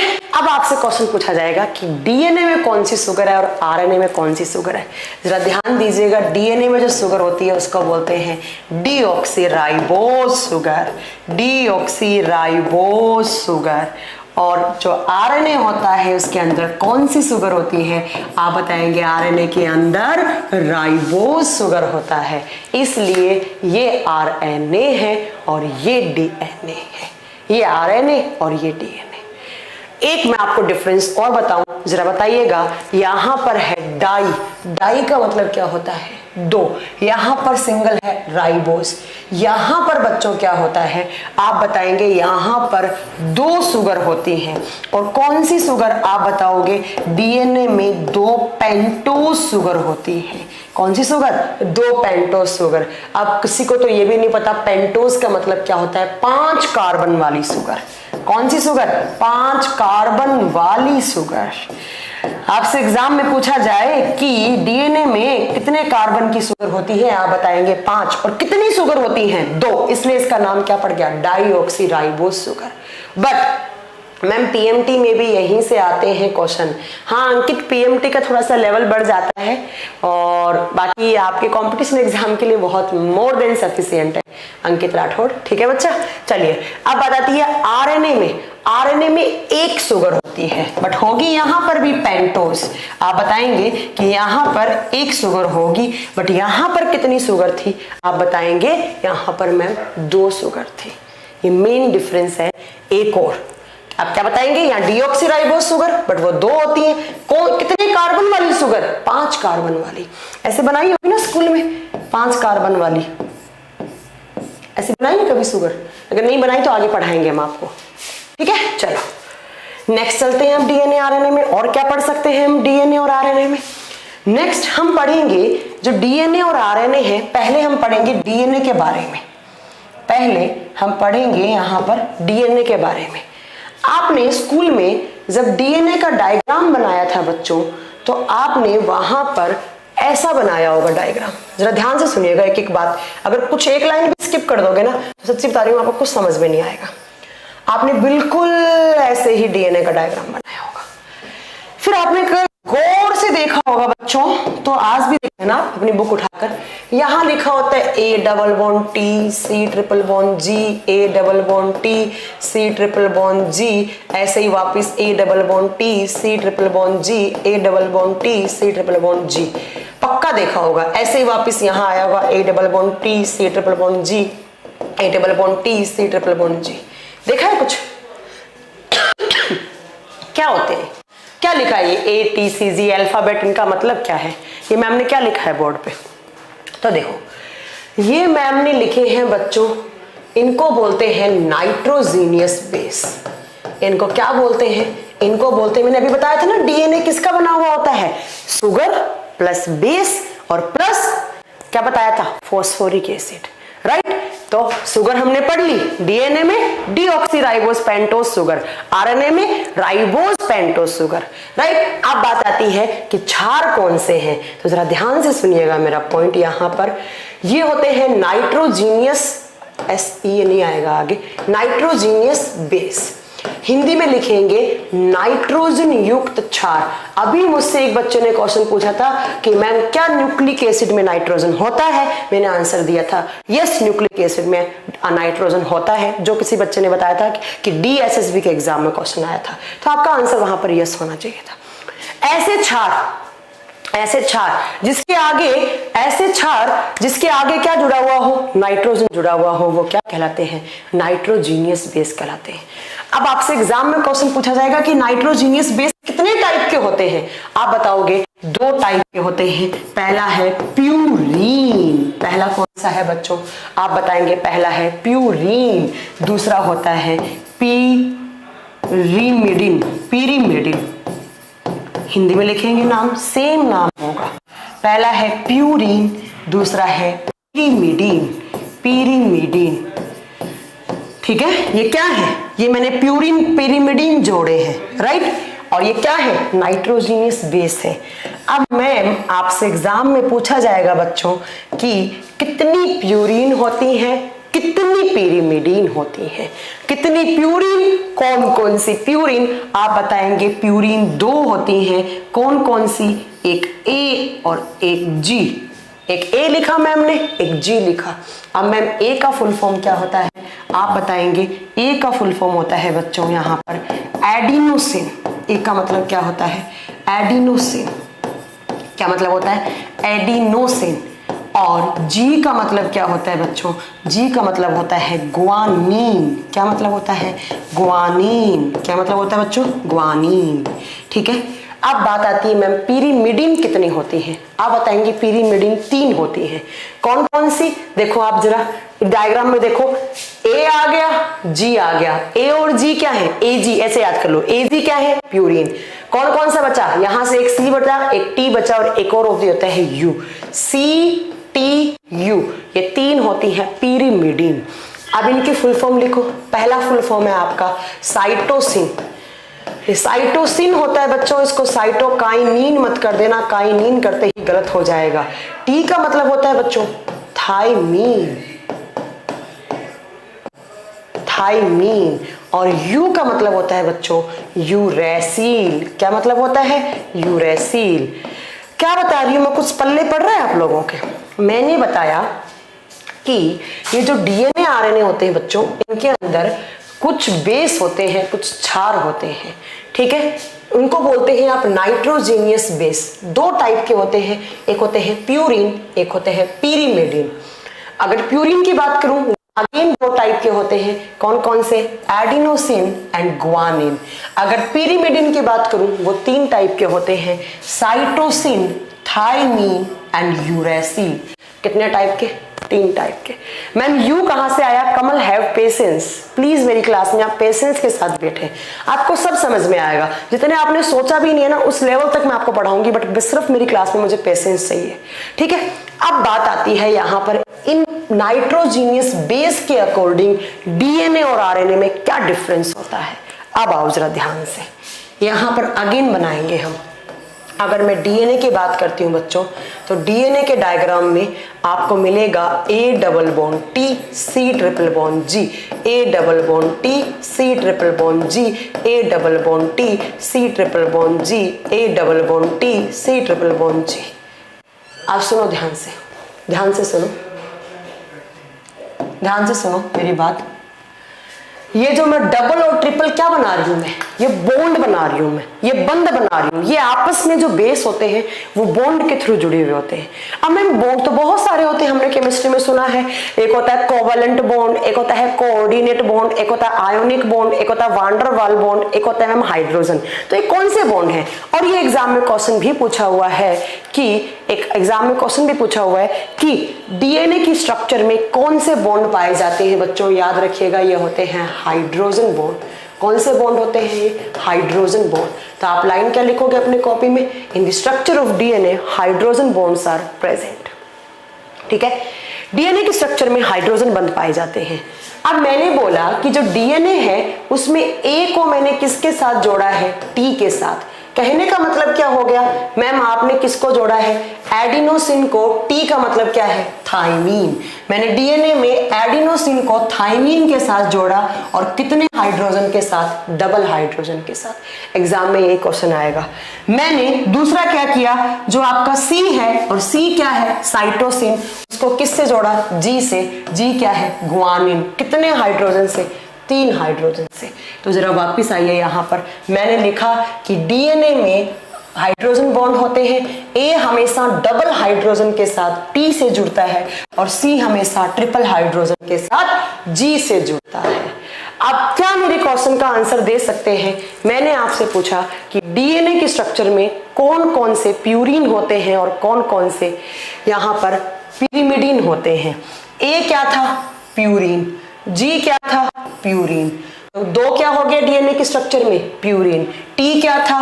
पिरिमिडिन। सी क्या था? पिरिमिडिन। क्या हो गया? सी और टी क्या हो गए? पिरिमिडिन। बट अगर मैं आरएनए की बात करूं तो आरएनए एक तो होता है सिंगल हेलिक्स, ये आपका आरएनए, और आरएनए के ऊपर जरा ध्यान से देखिएगा, यहां लिखा होता है A double bond U C triple bond G, A double bond U C triple bond G, A double bond U C triple bond G. अब मुझे बताओ यहां पर नया कौन सा आया? मैम ए सी जी तो कॉमन है, ए सी जी कॉमन है। नया क्या आया बच्चों? नया आया मैम यू, और यू फॉर क्या है? यूरेसिल। तो आपसे एग्जाम में पूछा जाए कि डीएनए की स्ट्रक्चर में कौन से पिरिमिडिन पाए जाते हैं, आपका आंसर क्या? Thymine and cytosine. But RNA की स्ट्रक्चर में थाइमीन को कौन रिप्लेस कर देता है? यूरेसिल। और ये सबसे बड़ा डिफरेंस है डीएनए और आरएनए का। ये सबसे बड़ा डिफरेंस है डीएनए और आरएनए का। डीएनए में क्या होता है आप बताएंगे? डीएनए में ऐसे याद कर लो, ATCG होते हैं। आरएनए में मैम AUCG। यहाँ टी था, यहाँ टी की जगह क्या आ गया? यू आ गया। ये आपके क्वेश्चंस और ये मेन डिफरेंस है डीएनए और आरएनए का, ध्यान रखना, ठीक है। चलो अब नेक्स्ट बात करते हैं हम कुछ। ये समझ में आ गया? आगे चलूं मैं? आगे चलूं? यहां तक क्लियर है ना सब? अगर मुझे कमेंट करके बताइए कि आपको क्लियर है ना यहां तक, प्लीज बताइए एक बार। सब क्लियर है तो मैं आगे चलूं फिर।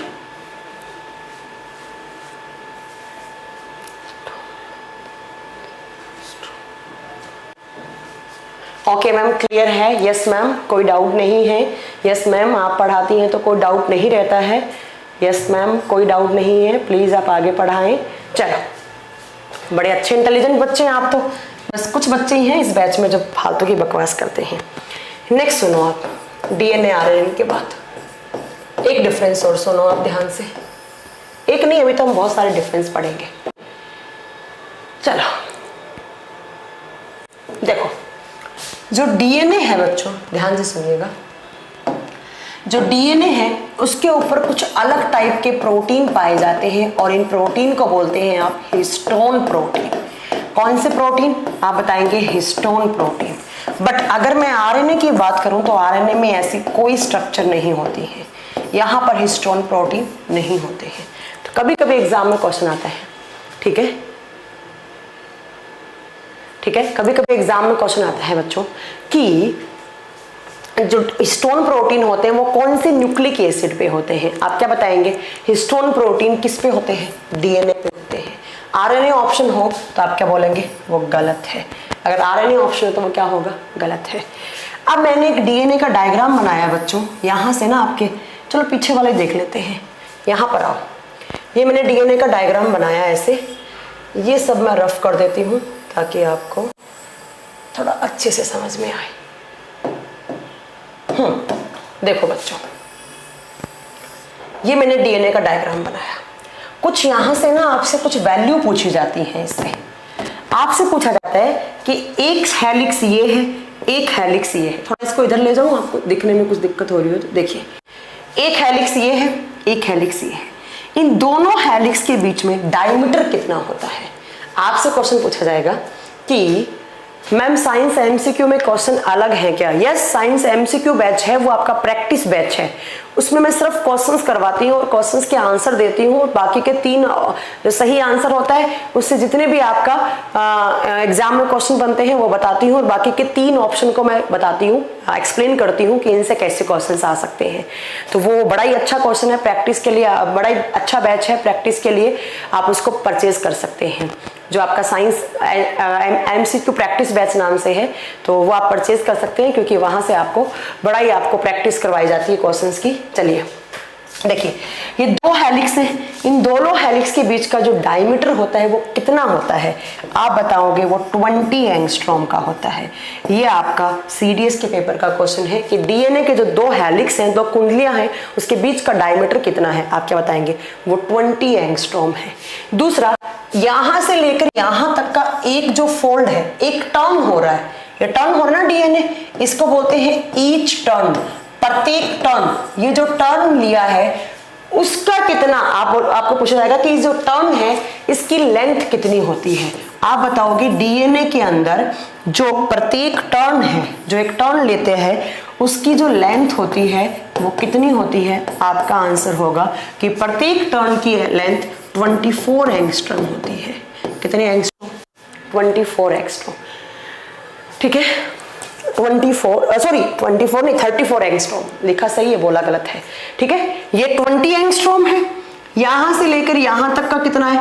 34 एंगस्ट्रॉम। अब तीसरा एक से सुनो, मैंने लिखा ATCG, ये भी क्या है? Nitrogenous base. ये भी क्या है? Nitrogenous base. ये जो 2 नाइट्रोजीनियस बेस है ना, इनके बीच की अगर आपसे लेंथ पूछी जाए तो बच्चों वो होगी 3.4 एंगस्ट्रॉम। 3.4 एंगस्ट्रॉम। याद हो गया? फिर रिपीट करूं, अगर ये पूछे तो पूछेगा कि हेलिक्स के बीच का डायमीटर कितना है, तो 20 एंगस्ट्रॉम। ये पूछेगा तो पूछेगा जो डीएनए का टर्न है वो कितने एंगस्ट्रॉम पर वापस रिपीट होता है, आपका आंसर होगा 34 एंगस्ट्रॉम। ये पूछेगा तो पूछेगा 2 न्यूक्लियोसाइड्स या 2 नाइट्रोजीनियस बेसेस है, उनके बीच का जो डिस्टेंस है वो कितना है? 3.4 एंगस्ट्रॉम का। तो आप समझ रहे होंगे, जब 3.4 है और पूरा 34 है तो कितने फोल्डिंग्स होंगी यहाँ पे? इतनी मैथ्स तो आप सबको आती होगी। ठीक है, चलो अब बात आती है नेक्स्ट। अब नेक्स्ट बात आती है आपकी डीएनए और आरएनए के बारे में। जरा ध्यान से सुनो कि डीएनए और आरएनए का काम क्या होता है। डीएनए और आरएनए का काम क्या होता है? अगर मैं बात करूं डीएनए की बच्चों, तो डीएनए को बोला जाता है जेनेटिक मटेरियल। क्या कहा जाता है इसको? Genetic material. हिंदी में बोलते हैं इसको आनुवांशिक पदार्थ। अब आनुवांशिक टर्म का मतलब क्या होता है? आनुवांशिक का मतलब होता है एक पीढ़ी से दूसरे पीढ़ी में ट्रांसफर होने वाली। इस जो डीएनए है वो एक पीढ़ी से दूसरी पीढ़ी में कुछ इंफॉर्मेशन लेकर जाता है, कुछ सूचनाएं लेकर जाता है, इसलिए इसको बोलते हैं जेनेटिक मटेरियल। आपसे पूछा जाए कौन सा न्यूक्लिक एसिड है जिसको आप जेनेटिक मटेरियल बोलते हैं, आप क्या बोलेंगे? डीएनए। देखिए आर का मतलब क्या है बच्चों? आर का मतलब मैंने बताया था राइबोज, और जब भी आप साइंस में राइबोज टर्म देखें रिलेट करता है प्रोटीन से। तो आरएनए का काम होता है प्रोटीन का संश्लेषण करना। It is helpful in synthesis of protein, it is helpful in synthesis of protein. यह प्रोटीन के संश्लेषण में सहायक है। किसके संश्लेषण में बच्चों? आप क्या बताओगे? प्रोटीन के संश्लेषण में सहायक है, प्रोटीन के संश्लेषण में सहायक है। ठीक है, बता देंगे ये बात। क्या मैं वापस रिपीट करूं एक बार? चलो एक बार और रिपीट कर देती हूँ। ये काम करता है प्रोटीन सिंथेसिस का या प्रोटीन मेकिंग का काम करता है। ये प्रोटीन मेकिंग का अंकित राठौड़ पूछ रहे हैं मैम डिस्कवरी ऑफ डीएनए, पीछे बता चुकी हूँ मैं। ठीक है, चलिए तो आपसे पूछा जाए कि प्रोटीन सेल के अंदर प्रोटीन सिंथेसिस या प्रोटीन मेकिंग का काम कौन करता है, आपका आंसर क्या आना चाहिए? आरएनए। अब बच्चों इस डीएनए वाले पार्ट को भूल जाओ। नेक्स्ट आप यहाँ पर मैं आरएनए की बात करूंगी कुछ देर तक। ये जो आरएनए होता है बच्चों, ये 3 टाइप का होता है। कितने टाइप का होता है? 3 टाइप का होता है। कौन कौन सा होता है? जरा सुनो ध्यान से। पहला होता है mRNA। mRNA इसकी फुल फॉर्म होती है मैसेंजर आरएनए। फुल फॉर्म क्या होती है? Messenger RNA. हिंदी में बोलते हैं संदेशवाहक आरएनए। हिंदी में क्या बोलेंगे बच्चों? संदेशवाहक। दूसरा होता है बच्चों rRNA। rRNA हिंदी में बोलते हैं राइबोसोम आरएनए या राइबोसोम आरएनए, राइबोसोम आरएनए। तीसरा होता है बच्चों यहाँ पर tRNA।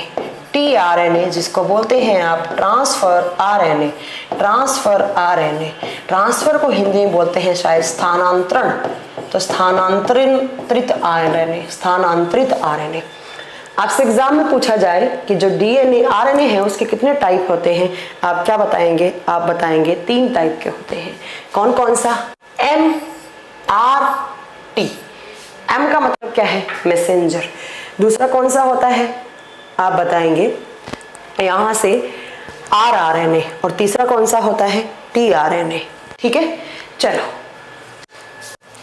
अब बात क्या आती है वो सुनो जरा ध्यान से।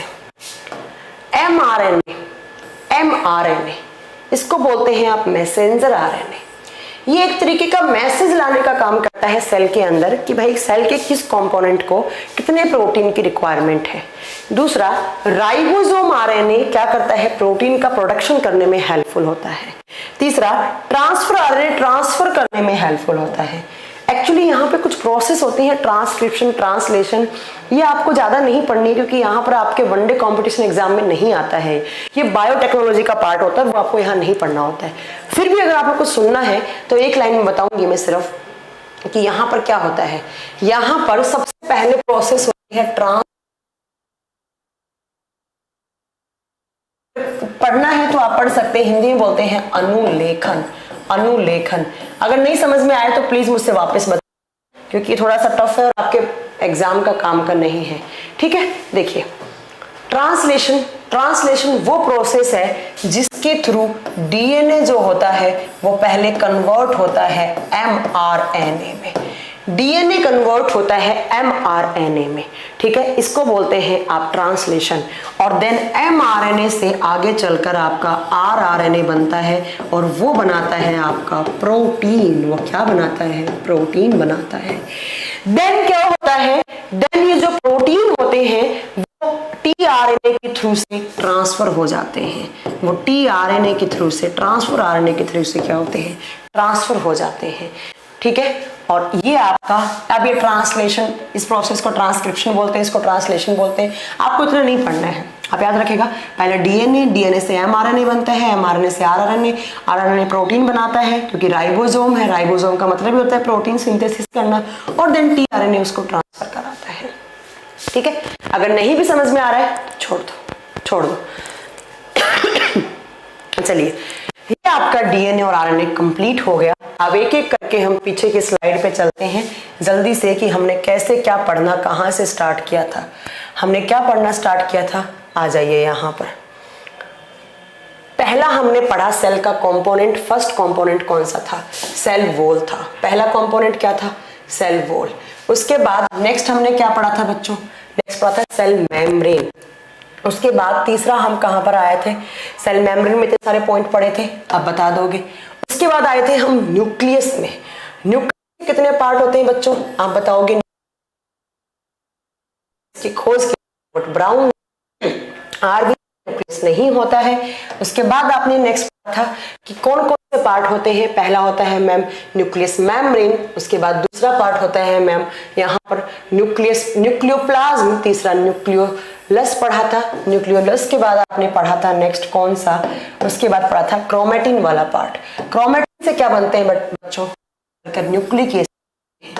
न्यूक्लिक एसिड कितने टाइप के होते हैं? 2, डीएनए एंड आरएनए। डीएनए बोले तो डीऑक्सीराइबोज न्यूक्लिक एसिड, आरएनए बोले तो राइबोज न्यूक्लिक एसिड।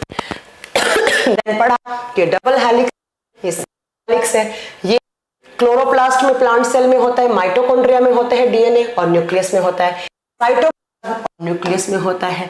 उसके बाद हमने पढ़ा कि जो डीएनए आरएनए होते हैं वो न्यूक्लियोटाइड्स के बने होते हैं।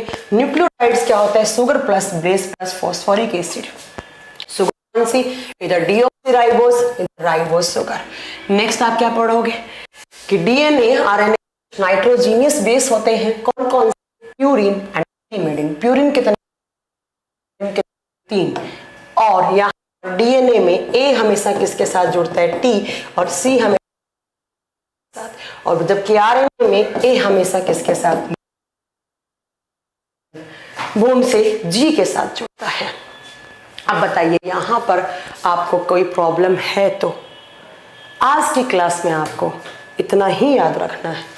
अब हम अगले क्लास में मिलेंगे और अगले क्लास में हम कोई नया सेल का कंपोनेंट स्टार्ट करेंगे यहीं से पढ़ना। तब तक के लिए आप अच्छे से पढ़ें और अपना ध्यान रखें। Thank you very much, have a nice day. ठीक है।